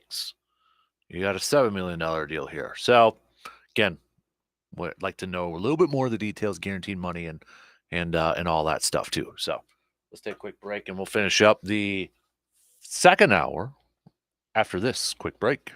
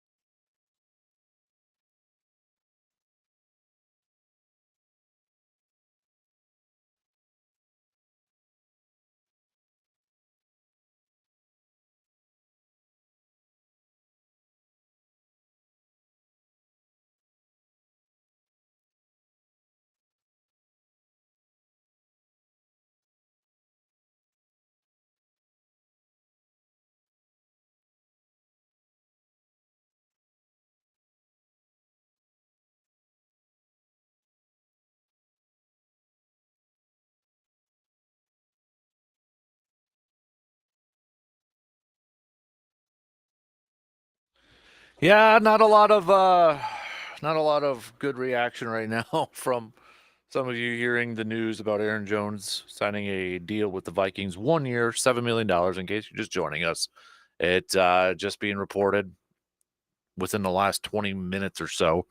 Was first reported by Diana Rossini, later confirmed by Tom Pelissero, who has terms of the deal, 1 year, $7 million. Again, we don't know guaranteed portion and those factors and such, but Aaron Jones, we will be seeing him at least a couple times in the season. He's going to be just across the border there, suited up for the purple and gold. Now, a lot of you chiming in. That's your grind my gears. Grind my gears, presented by ASAP Used Auto Parts. That's what's grinding your gears right now. I'll agree with you, man. That's kind of grinding my gears here too. It's just I want the best for Aaron Jones. I just hate to see him going over to Minnesota. I hate that. Whatever. I kind of thought, would he go back to Texas, where he's from? You know, some people threw out the Cowboys and such, but remember too, Mike McCarthy had him and didn't maybe use him enough. So, nonetheless, that's probably a good grind my gears for a lot of you right now. That Aaron Jones is going to be suiting it up for the Minnesota Vikings. Don't forget, it is also a Rays place. Rays place. Who cut and didn't cut the mustard? I've got my picks coming up. Just past 8 p.m. or 8 p.m. 8 a.m. Excuse me, brain fart there. So let's go with John. I think the Packers did a great job in free agency so far. I'm disappointed with Aaron Jones being released, but that's just the business. I'd like to see them get at least one more piece in free agency. I know that Patrick Queen is going to cost too much money, but that would be a guy like seeing green and gold. Well, you're not going to see him in green and gold, John, because he signed up with Seattle yesterday. So it's not I don't think it's officially official yet. Well, nothing's really officially official yet until tomorrow. But Patrick will be going to the Seattle Seahawks. So, Mike Wall, here's what's grinding my gears. I love Aaron Jones as much as I think he's one of the greatest players and just all around great people. I have a severe hatred for the Vikings. So it's going to have to be one way or another. He might be the first player in the history of my life that I can't accept wearing purple. Andrew Van Ginkel is dead to me. Even over Favre, too? Favre? Over Aaron Jones? So, man. I don't know. So, what else do we got going here? I can't view these photos, so whoever's sending photos, I can't. It doesn't support. Well, at least it's not working over here, so I can't look at yards per carry. But texter saying stats support Jones. Did they ask Jones to take less? Yes, according to The Athletic, they asked Jones to take a around 50% pay cut from his $12 million that he was going to make. They asked him to take about a 50% pay cut, according to multiple sources. That would have put him down to about $6 million. $6 million. So, rather have Christian Wilkins and Geno Stone safety draft a running back. Well, Geno Stone, I don't know if you're referring to, you still want Geno Stone. He's with the Bengals now. So, and I don't know if and Christian Wilkins signed that massive deal with the Raiders. So 4 years, $110 million over there. So I'm not sure if you're saying you'd still want them to get them because they're unavailable now, or you wish they would have made those moves for those guys. Not quite sure. So we got more text coming up here. Absolutely love what the Packers did. They got the best available for safety on the market. The dude is a stud. Just look at all the statistics and numbers out there. He is going to command the back end of that defense. Sad to see Aaron Jones go play for the purple across the border there, but I'm excited to see what Jacobs can bring to a Matt LaFleur style offense. That was from Ben. Another texter here on the Shoe Doctors bullpen line saying that excited about the Xavier McKinney signing. He was my number one want on the free agent list So definitely pumped to see him. A little indifferent on the Aaron Jones and Jacob signing, but I get it. It's a business decision. Packers obviously wanted to go a little bit younger. My grind my gears is to all the people who are upset about the Packers signing Josh Jacobs. Josh Jacobs is 4 years younger. He's got more in the tank. He is a bigger running back and more explosive at this point in time. This is according to Jim. And anybody citing stats and doing, quote, box score scouting isn't paying attention to the actual games. The Raiders' offense this past season was putrid with Josh McDaniels calling plays over there. Jacobs will succeed big time within this style of offense. All right. Keep your texts coming. Got a few raised plays who cut the mustard. I'll save those for the next hour here. Go along with mine there. So I'll save a couple of those who cut and didn't cut the mustards there. We're going to talk with RJ Cardinal coming up in about 20, 25 minutes. Switch gears here for just a little bit. We're going to talk some Badgers with him. We got Badger Hoops, Big Ten Conference Tournament, Badger Hockey and such. Don't forget UW Milwaukee playing for the Horizon League Championship tonight. They win tonight. They're an attorney, man. They're an attorney. So I want to hear from some Vikings fans, though, too. If we have any that are listening. Otherwise, I got to wait for Brandon and such. But your thoughts on Kirk Cousins maybe going to Atlanta, paying Kirk Cousins. And we talked to Brandon and such, and he was kind of like, all right, yeah, I'm okay with that. I'm good with that. Kind of leading up to it and such. Ready to maybe move on to the next chapter and that. But if we have any Vikings fans currently listening, give me your thoughts on your team's off-season free agency run right now. Okay? You got Andrew Van Ginkel. You got a new quarterback in Sam Darnold, which I think we all think is probably a bridge quarterback. I know there's some thought, could he be, like a Baker Mayfield? But I think we all just assume he's probably going to be that bridge quarterback, and Minnesota's going to draft a quarterback coming up here. But definitely a lot of changes going on right now in the NFC North. Chicago's probably going to get Caleb Williams in the draft. You got what's going on with Green Bay. Minnesota loses their top quarterback. Detroit's kind of, they made a couple moves here or there, but not a whole lot of changes going on over there. All right, 2 in. We got one more to go. We'll be back.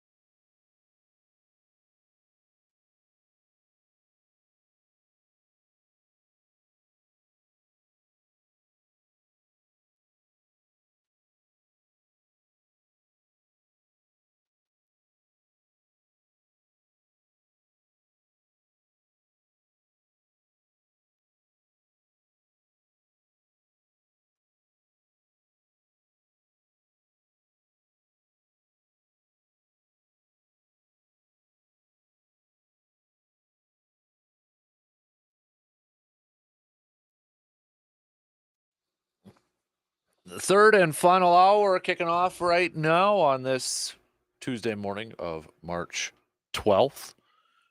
Appreciate y'all tuning in wherever, however you're tuning in from. Anybody who doesn't think football or Packers news is king or whatever, today is a perfect example of that. So just big thanks to everybody who's chiming in, hitting us up with some text on that Shoe Doctors bullpen line, commenting on our Facebook or YouTube video stream over there. Shout out to Patrick and Tom from across the pond and James and such over there. Football, when we've got news when it comes to the green and gold in the football world, that is definitely one that moves the needle. So big thanks everybody for sending us your opinions, your thoughts. It's a lot more fun when I get to chat with you guys. So keep sending your thoughts here. We've got Patrick on the video stream saying, feeling good about what the Packers have done so far. Sad to see Jones leave. If he does, he was a great person and player. And then shortly after, oh my God, not Minnesota, from Patrick. I think that's the reaction from every Packers fan right now. James, what I like about the Packers signings yesterday is that they have a very physical playing style. That makes sense if Matt LaFleur wants to build a team similar to the Niners. Who cut the mustard? Kirk Cousins. I never would have thought he would get a 4-year, $100 million contract with $50 million signing bonus. Good for him. Who cut and didn't cut the mustard? Our raised plays, who cut and didn't cut the mustard. I'll start off with the who didn't cut the mustard. Who didn't cut the mustard? I'm going with Kyle Flipkowski. Duke. Flip. If you didn't see it over the weekend, so Kyle's been in the news the last few weeks here. He was the guy who court storming against Wake Forest that got ran into by a fan, suffered an injury, ended up being a sprained ankle, but then he ended up playing the next game and such. So a lot of people out there were kind of speculating, okay, how bad was the injury? Was it kind of talked up a little bit more than what it should have been? And then against North Carolina, maybe channeling his inner Grayson Allen, sticks his leg out and trips Harrison Ingram, then pretends to stomp his shoes and walk it off like he's injured a little bit. Pretty clear when you watch the video that it's lifted it up to try to trip Harrison over there. So that dude didn't cut the mustard for that one. Maybe for the last couple weeks here too, but come on, man. I get it sometimes, in the heat of the moment, in the heat of the game, sometimes our emotions and decision making, they're not the greatest. I think a lot of us who have played a game of sports or at any level, maybe it's a little trash talking or something out there where it's like, I wish I would have had that back. We see it all the time, but still no excuse for that, sticking your leg out and tripping. And I guess it's becoming a tradition unlike any other with some Duke players over there. But hey, you didn't hear that from me. But no, Kyle Flipkowski didn't cut the mustard. Let's just call him Filipowski. Yeah, Philip.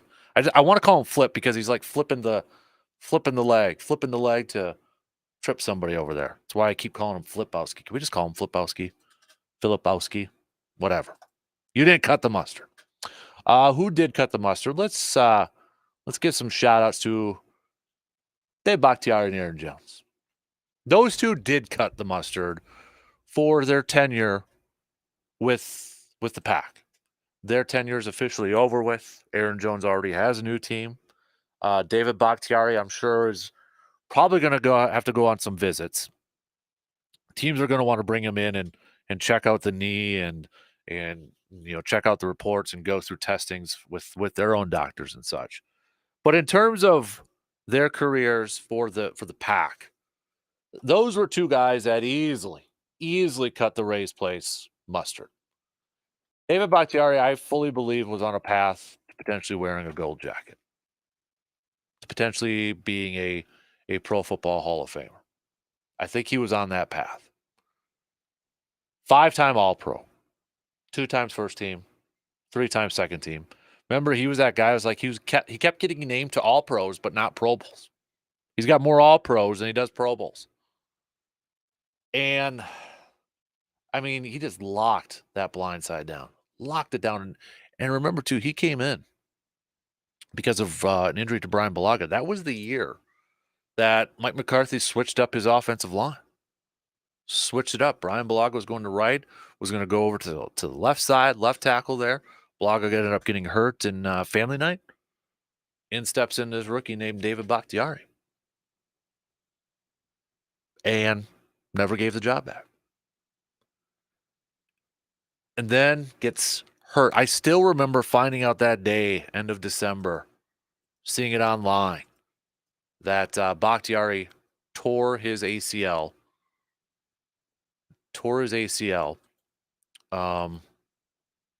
In practice. And thinking, oh no. And that was the year too that they lost to the Tampa Bay Buccaneers in the NFC Championship game. And I still believe if Bakhtiari plays in that game, I think Green Bay wins the Super Bowl that year. I think they do. Just my opinion. Maybe I'm a little biased, but I think they do. And just an injury like a fluke injury at practice, and never able to fully recover from that. It sucks that his Packers career ended the way it did. But when we look back upon, during his heyday, I mean, this was a guy. He was an offensive lineman. He was a left tackle, but easily one of the most likable and favorite Packer players. Chugging beers at Bucs games, starting a little bit of a trend there. I mean, and then wearing number 69 for crying out loud and embracing that too. And for the most part, until he got hurt, he was out there. He started 2013, 16 games, 16 games, 14 games, 16 games, 17, played 12, 16 games, 16 games. And then 2020, when he got hurt, 12 games. And 2021, 2022, 2023 played in a combined 13 games, 11 in 2022. And you look at past his first 3 years. First 3 years, I love this stat here. Love this stat. You want to talk about growth here? First 3 years, he had 6 holding calls in each season. After that, 3, 2, 2. 19, he had a bunch for some reason. 6, 2, 0, 3, 0. And then you want to talk about, some other, the guy was just a lockdown, blindside defender. He was the guy you didn't have to worry about the blitzer coming off that side. Quarterback's best friend, especially a right-handed quarterback. Didn't have to worry about who was coming off that side because 9.5 times out of 10, Bakhtiari had it taken care of. He's easily a Packers Hall of Famer. And in my mind, probably the best left tackle, easily one of the best left tackles in Packers franchise history. Locking it down over there for many years. And then Aaron Jones. Aaron Jones is one of my favorite players of all time. Not just favorite Packer players, one of my favorite players of all time. I got to interview him after his rookie year in person, and it took me back because I interviewed Aaron Jones and Jamal Williams back to back. Aaron Jones was first. Yes, sir. No, sir. He didn't know who the hell I was. Treated me with respect, answering questions. That play. Then Jamal Williams was just completely different. Everything you see on TV is exactly like Jamal Williams. So much energy. So much energy, so much enthusiasm. Love and life. But Aaron Jones, if they're, Packers fans, we like to say representing the G, carrying the G. If there was a dude who did that, that was Aaron Jones. I know I talked about it a little bit earlier, but what really stood out to me was a couple things. One, how he answered questions, his politeness, and we know with his military background and such, that kind of comes out, and you can understand that. That's one. Another, I mentioned this a little bit earlier. What stood out to me, though, was a couple of years ago, minicamp, when veterans and OTAs, when veterans were dismissed earlier, didn't have to show up. Aaron Jones showed up and practiced with those guys. He didn't have to. He did. This was a guy who already had his job. He was making some money, and he's going out there and practicing with the younger guys. I mean, this is just a natural leader. A lot of times we've got some forced leadership when it comes to sports, or guys trying to be leaders, and it just sometimes it feels awkward or it just doesn't resonate. And that Aaron Jones is a natural leader. Natural leader. That stood out to me. The way, if anybody was in that went to the tailgate tour when they were in Eau Claire last year, Aaron Jones was on there. But leading up to that, was that whole Aaron Rodgers, is he going to be traded or not? Jordan Love. This was a guy who was at the forefront of backing up Jordan Love, standing up for Jordan Love, having Jordan Love's back, going out to Cali and working out with Jordan Love. And then we see this year with this young offense, or this past season with this young offensive, group with receivers and tight ends. I know everybody's going to have the clips out there. I saw it yesterday. I think it was it Wicks in that Rams game? After a fumble, he's walking off with his head down. In pops Aaron Jones and lifts his head up. You hear Jaden Reed talk about last year in a soundbite how much he wants to win because of Aaron Jones. How the respect. I mean, this is a separate position group. They're on the offensive side, but these are rookies that just viewed Aaron Jones as a mentor to them and such a leader. Jordan Love talking about him as the heart and soul of the team. Well, that heart and soul of the team is now gone. So who else is it going to step up? And it's going to be a big loss in that locker room. I really believe that initially. Not to say it's going to be a detriment to this season, or this season's going to take a hit or that, but it's going to take a little bit of time to lose that type of presence in the locker room and on the field and on the sidelines. Guy that enjoyed playing for the Pack, embraced the Packer lifestyle. And it might be small, but when I took Hutsy to training camp last year to see the Packers biking and all that, there's Aaron Jones. And a lot of times you see those well-established veterans that don't do that anymore. Rookies do it, younger guys do it, guys trying to make a roster may do it. But when you got an established veteran, guy who's getting paid, no, they're not doing it anymore. They just hop in the vehicle and go over there. Aaron Jones was still doing it. Mobbed by a bunch of kids. He was still doing it. Jair was still doing it. But, God, I'm going to miss seeing 33 in green and gold. I'm going to miss it big time. He definitely, and David Bakhtiari, they cut the mustard. They cut the Rays Place mustard for sure. No doubt about it. I got to read this. Rob Demoski, our good friends from ESPN, he's got a new article up, and with the tweet, the Packers did not set out to sign a big-name running back, but when talks with Aaron Jones about a pay cut broke down last week, they quickly pivoted over the weekend and decided to go after free agent Josh Jacobs. A look at how quickly things changed. I didn't have a chance to read it yet, but Aaron Jones already chiming in on this thing, retweeting it with a laughing emoji, saying every story has three sides to it. All right. Can't wait to kind of read that. So, all right, let's take a quick break. We're going to switch gears here for just a little bit, but continue to hit me up with your thoughts on some of the moves that the Packers made yesterday. Thumbs up, thumbs down. What do you like the best? What do you hate? Anything you hate about it? Give me your analysis, okay? And if you're paying attention to who's still available out there, who would you like the Packers to target today? Or where do you think they need to focus their attention on?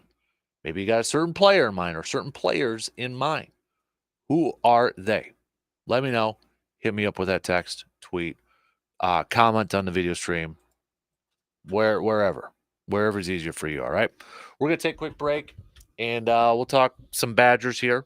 Switch it up a little bit with Mr. RJ Cardinal. He's coming up after these quick words.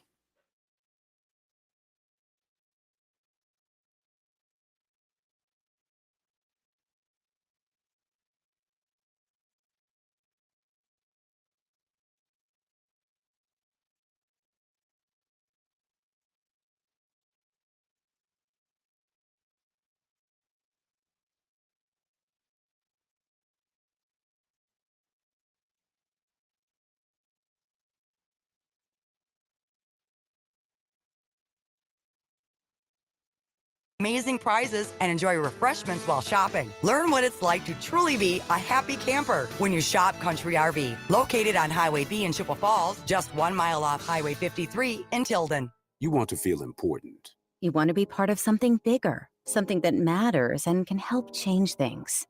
You want to feel like you belong. We know. We felt that way too. And that's why we did something about it.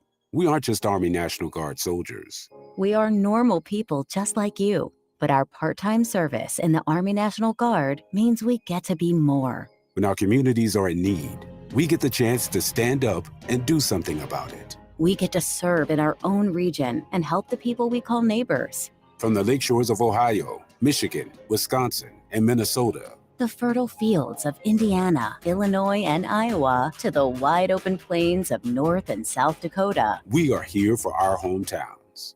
And together, we can make a difference. Take on your legacy. Visit NationalGuard.com to find out more. Sponsored by the Wisconsin Army National Guard. Aired by the Wisconsin Broadcasters Association and this station. Keep your feet warm and dry this winter with the Shoe Doctor in Eau Claire. Only the Shoe Doctor has over 4,500 styles of footwear and personalized fitting for everyone in your family. It's backed by the Shoe Doctor's exclusive 30-day comfort guarantee, so you know you'll walk away happy. The selection, brands, sizes, widths, service, and prices that fit just right. Come see for yourself at the Shoe Doctor. Easy to find. 2321 Claremont near Fairfax in Eau Claire. A lot of folks around here are breathing easier because of Grace Home Respiratory. They appreciate that Grace Home Respiratory is a local company that puts customer service first. They appreciate that Grace Home Respiratory provides an array of medical equipment, services, and supplies to help their recovery and enhance their quality of life. They appreciate that Grace Home Respiratory has the experience and qualifications that exceed their expectations. So when you need home medical equipment and services, turn to Grace Home Respiratory not only for the equipment you need, but for their dedicated staff of respiratory therapists who are on call 24 hours a day. To find out more, call Grace Home Respiratory at 715-832-7377 or online at ghr-ec.com. Grace Home Respiratory always has your health and safety as their top priority. Your expert when it comes to medical equipment and supplies. Choose Grace Home Respiratory. Coming to Eau Claire, March 15th through the 17th, it's the Wisconsin Sports Show. Tickets available at Eau Claire Menards and Festival Food Stores or online with information and schedules at wisportshow.com. Enjoy over 175 exhibitors with fishing and hunting gear, boats, docks, ATVs, resorts and lodges, seminars, and a petting zoo for kids. Tickets are $7 in advance or $10 at the door for ages 12 and up. Kids 11 and under are free.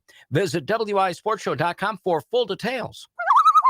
American Materials in Eau Claire is looking to add full-time heavy equipment mechanics to their team. Work with great people like yourself and enjoy your workday. Up to $40 per hour depending on experience, as well as insurance plans, profit sharing and life, AD&D insurance coverage, and so much more. Dennis, why do you like working in American Materials? I've been there 30 years, and one of the reasons why I've stayed that long is for the people. I work with a lot of different people, different diversities, fun to work with. Not every day is serious, although it's a job. It pays well. Benefits are good. I do not do the same stuff every day. I'm out and about. I am in a truck, so I do travel. Home every night, though. Go and work in the quarries, in the gravel pits. We're helping to build the community and to get to work with those in it. All the way around, just a great place to work. Get your career jump-started with a great company doing great things. American Materials. Apply today at americanmaterials.com/careers. Baseball season is here, so let's go to a game together. Get on the bus with us as we head to opening day in Milwaukee as Milwaukee takes on Minnesota Tuesday, April 2nd. It's an early border battle between these two rival teams that you won't want to miss out on. Your ticket includes round-trip motor coach transportation, a tailgate party from Premier Catering, and a game ticket on the Johnsonville party deck that includes food and beverages. Just visit wiscotrips.com to reserve your ticket before they're gone. Let's play ball. Some people just know there's a better way to do things, like bundling your home and auto insurance with Allstate, or hiring someone to move your piano instead of doing it yourself. So, do things the better way. Bundle home and auto and save up to 25% with Allstate. Bundled savings vary by state and are not available in every state. Saving up to 25% is the countrywide average of the maximum available savings off the home policy. Allstate Vehicle and Property Insurance Company and affiliates, Northbrook, Illinois. Do you know of anyone who needs some help chasing their dreams and passions? Backyard Dreams wants to help. Email us at info@sportstalk1051.com so we can help.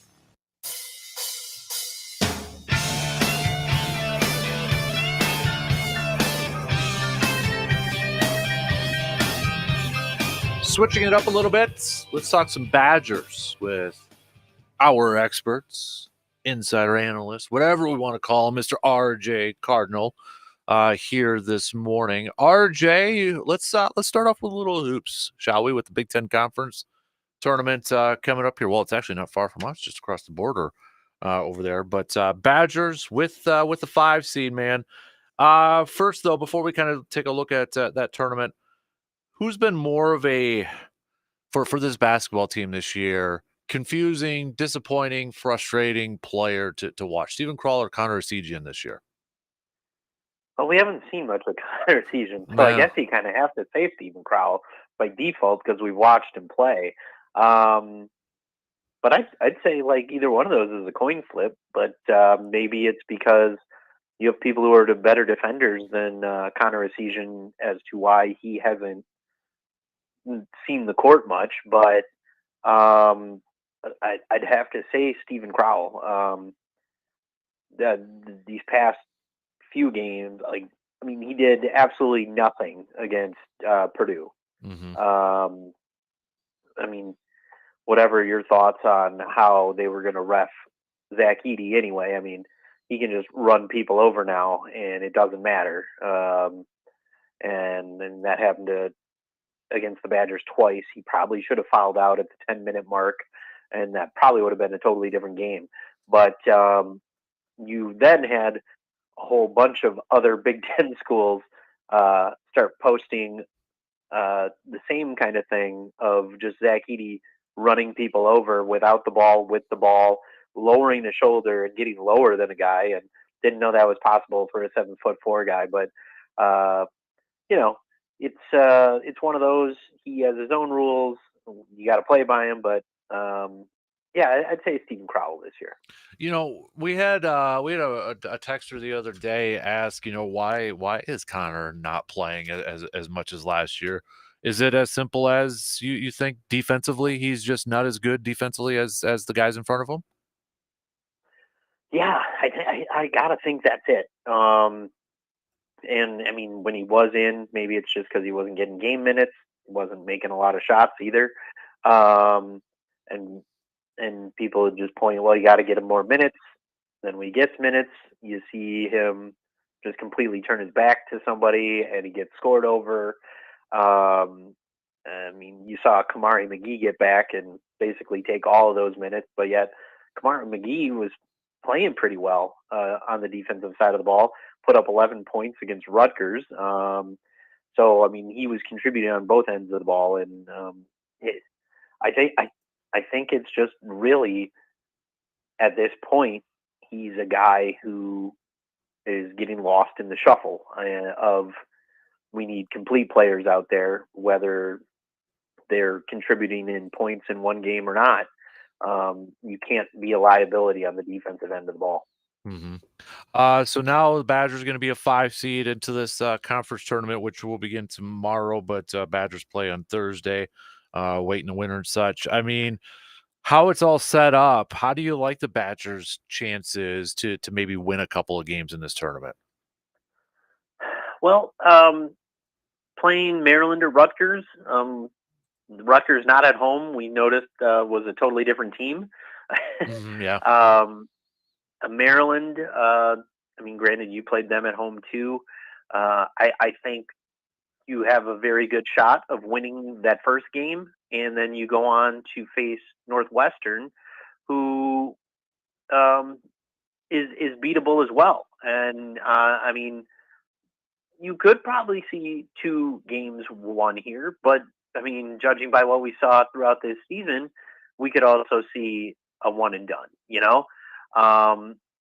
I like the setup until you go meet Purdue.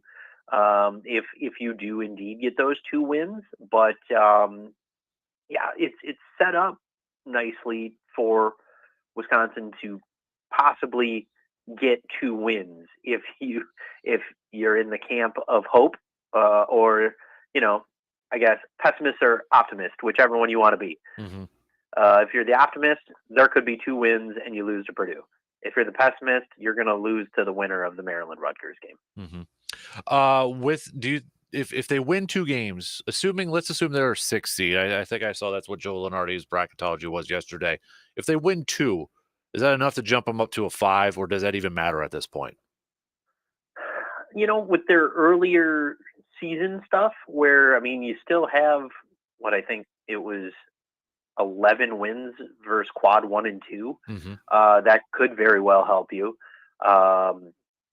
But yeah, you win 2 games, you get to your conference semifinal. I think it could show that maybe this last little run was, not the fluke.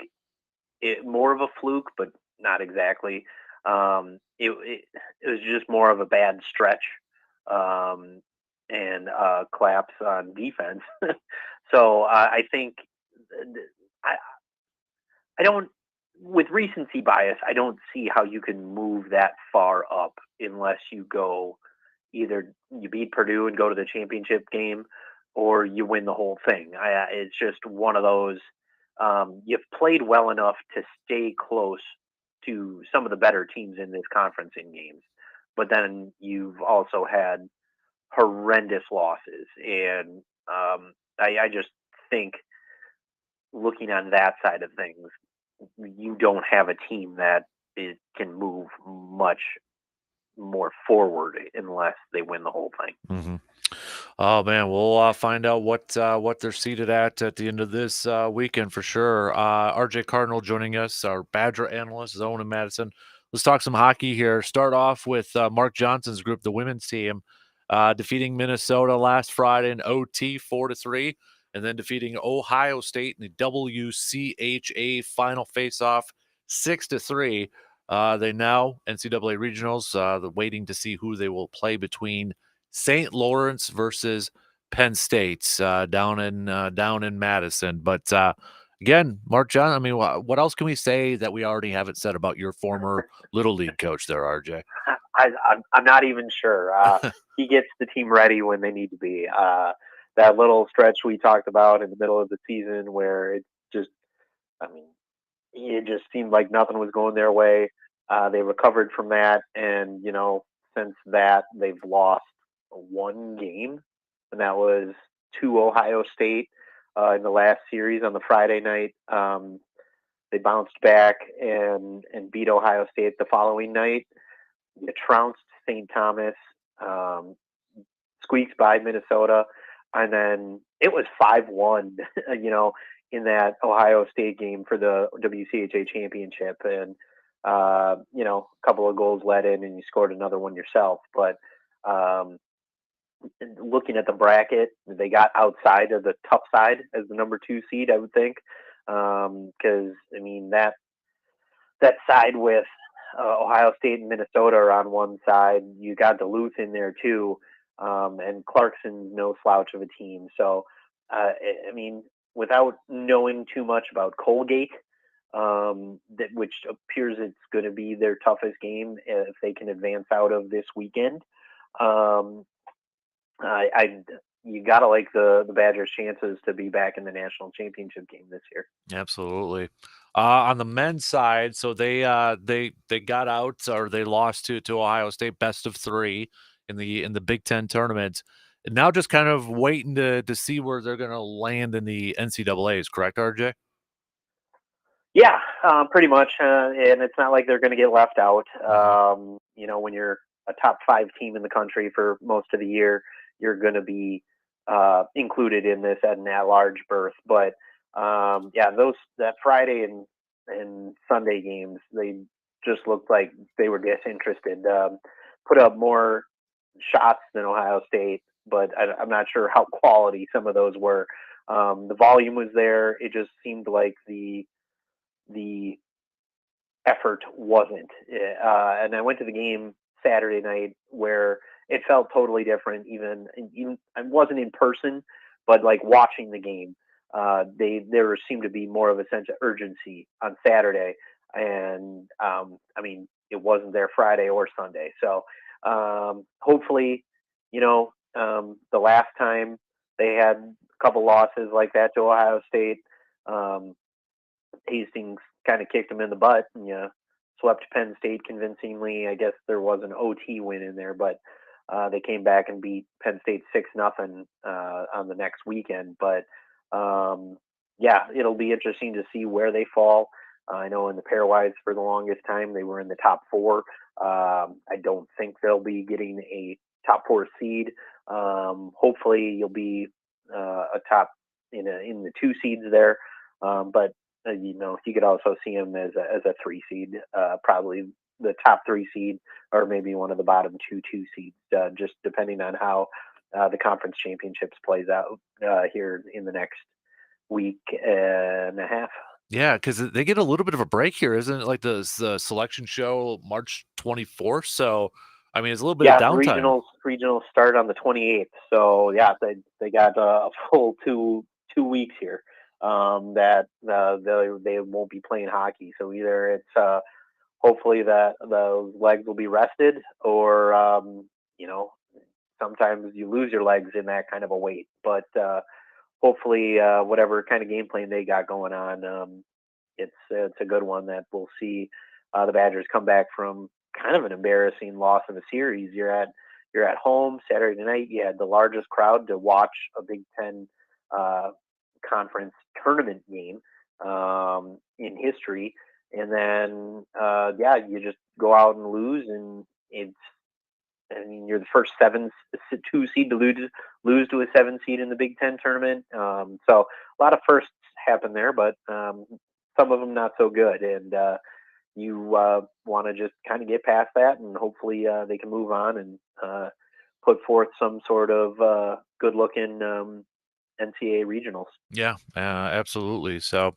all right, RJ, I don't want to ask you. I'll ask you for a prediction. Who do you think wins the Big Ten Conference tournament this weekend? It'll be hard to say anybody but Purdue. Yeah. Is it a Purdue, Illinois? Would you take that to the bank over the field, maybe? I could see Purdue, Illinois, or Purdue not Northwestern, Purdue, Nebraska. Even though like Northwestern also beat Purdue, I think. I mean, in Nebraska, like Northwestern took Purdue to overtime twice. I think they had somebody get injured in a season-ending injury though, and they haven't been doing so hot since that happened. So I could see. It'll either top side of the bracket. I think Purdue's coming out of it, and then I'd say a toss up between Illinois and Nebraska. And we saw Nebraska; it was a home game, so who knows what Nebraska is gonna do on a neutral court. But they beat them by 16, and it was volume 3s that they kept making. So, and there's another thing: if Wisconsin's 3s fell on Sunday, we'd be talking about probably the Badgers with an upset to end the season and being the 4 seed and getting ready to have a double bye. So, or maybe even 3 seed, because I think if they won, they held the tiebreakers over both Northwestern and Nebraska. So, could have been a totally different tournament, but it didn't.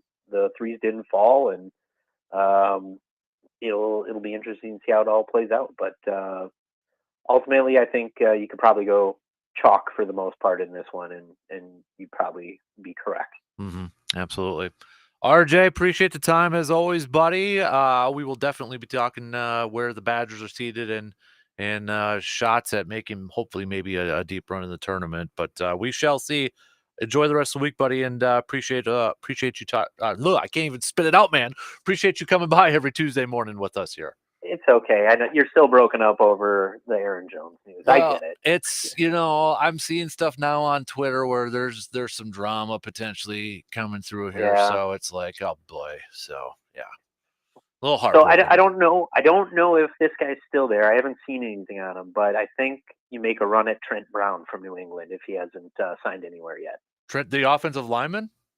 Yeah, the tackle, right? Yeah. Would be a nice one. He's a good pass blocker. Yep. A little downgraded on the run side, but if you can put a tackle in there after just losing one, I'm not sure. The Packers really need one, but I mean, he's out there, and he'd kind of be an upgrade, I think. Well, let me ask you this: with Josh Jacobs coming, does that kind of take Braylon Allen out of the equation for any Packers fans hoping for that pick?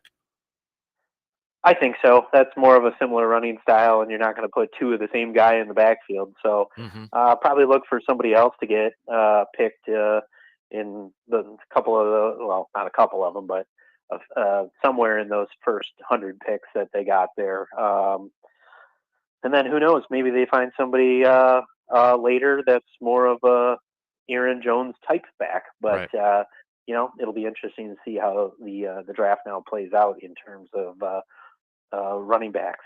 So I highly doubt one of your first picks will be what's his face from Texas, but I wouldn't mind that pick if you went with him in the first round. But it is what it is. Right? Is that James Robinson? Is it? Yeah, I coming off the ACL, right? The running back. Yeah. Yep. Okay. Yeah. I think is it James? Yeah. I know who you're talking about. Jonathan Brooks. Yeah. Brooks. There you go. Jonathan Brooks. Who am I thinking of then? Former running back James Robinson, probably. In the NFL. that's it. Yeah. Yep. Dude. Hey, appreciate it, man. We'll catch up with you again soon, okay, buddy? Sounds good. We will talk to you later. You got it. There you go. RJ Cardinal joining us here this morning. We're going to take a quick break and not to get down a rabbit hole or anything like this, but I'm looking at some tweets from Aaron Jones here. Let's talk about it coming up here. We'll do some picks and predicts too. Brought to you by the Elbow Room in Eau Claire. We got Bucks tonight. UW Milwaukee with a win tonight. They win the Horizon League and punch a ticket to the NCAA tournament. So, quick break, and we'll be back to wrap up things after these few words.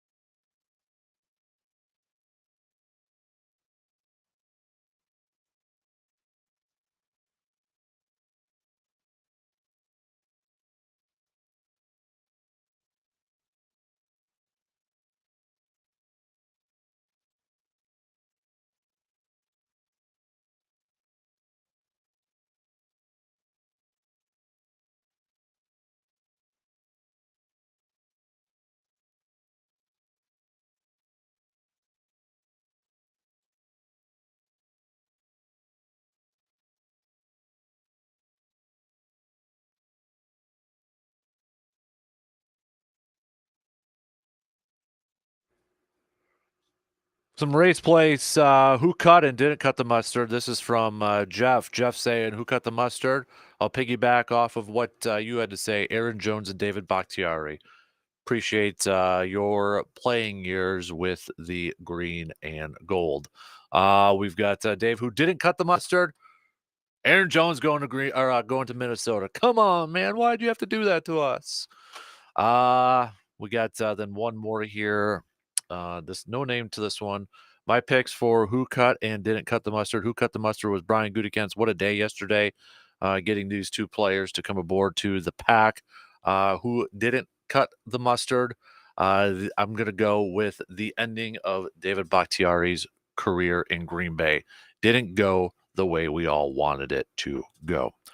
Big thanks for all of you for sending us your who cut and didn't cut the mustards and your ASAP Used Auto Parts who grinds my gears or what grinds my gears Tuesday. I got a few nuggets here coming up in just a second. First off, let's do some picks and predicts brought to you by the Elbow Room in Eau Claire with some hoops games. We know some hoops games are coming up, right? A big tournament's coming up. You want to enter some contests and such, some brackets and that. Head on over to the Elbow Room. They've got their setup over there. You can sign up for that. Watch some of the games over there too, and enjoy a man cave lights perhaps while you're watching some of the games. Looking maybe for somewhere to watch them starting next week. Elbow Room. Go check them out. So we also got our bracket challenge, pre-register, pre-sign up right now available at sportstalk1051.com. Just click on the fan cave tab and you can sign up now. Obviously, brackets come out Sunday. You can start to make picks then. We've got some college basketball games tonight. Got some conference tournaments going on here. Let's go with, we got Gonzaga versus St. Mary's. Gonzaga. They're playing some good basketball right now.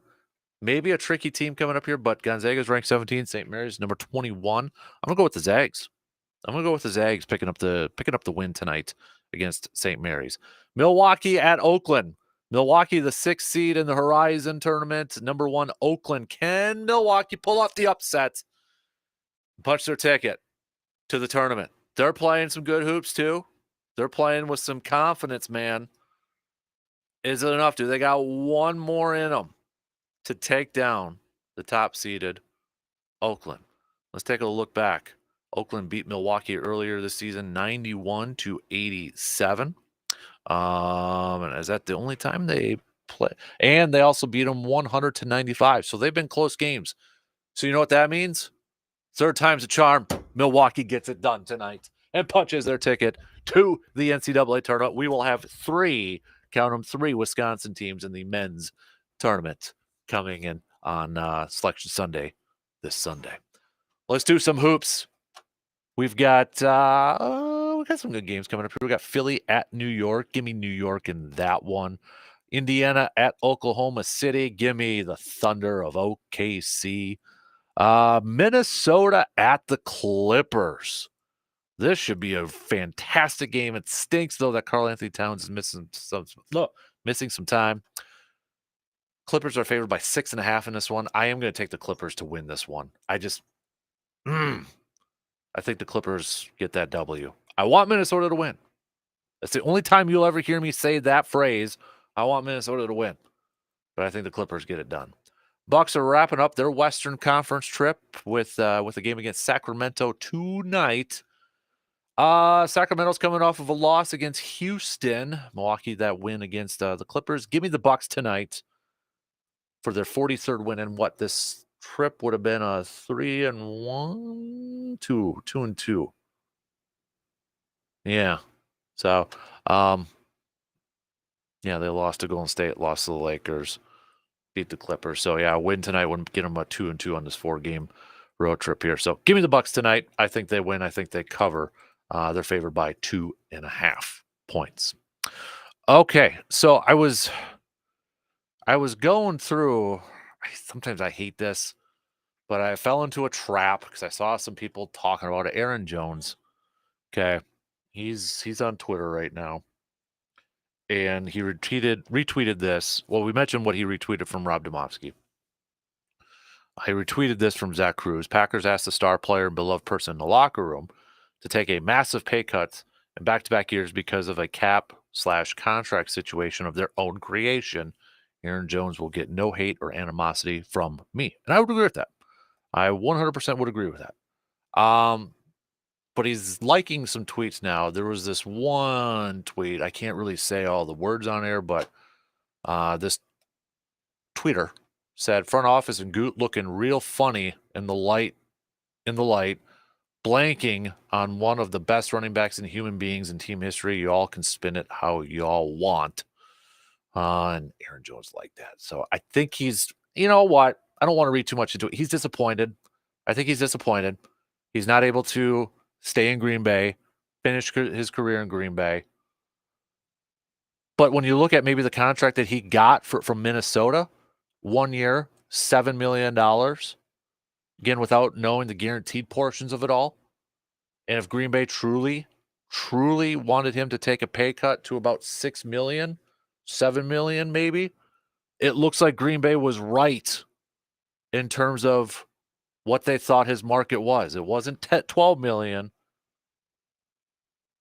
If they wanted it down to 6, it looks like Green Bay was right within their market. But the optics probably doesn't look that great because you're asking them for 2 years in a row for a pay cut too. So, but dang, it still sucks. Still stinks. But how could this offense look now? How lethal could it look with Josh Jacobs now the main man, the main running back on this? Let's go to Dan Orlovsky. He had this to say earlier this morning on Get Up on what this offense could look like now with Mr. Jacobs on board. Audio courtesy from Get Up from ESPN.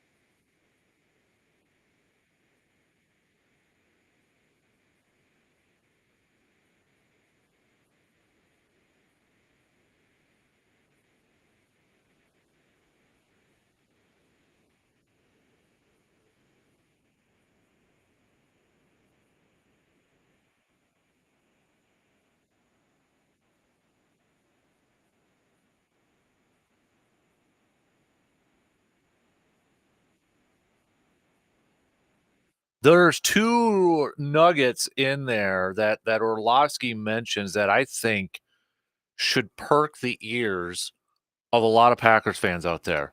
First of all, that nugget about 1,000 yards alone on first down. 1,000. He rushed for 1,000 yards alone on first down in 2022. That's insane.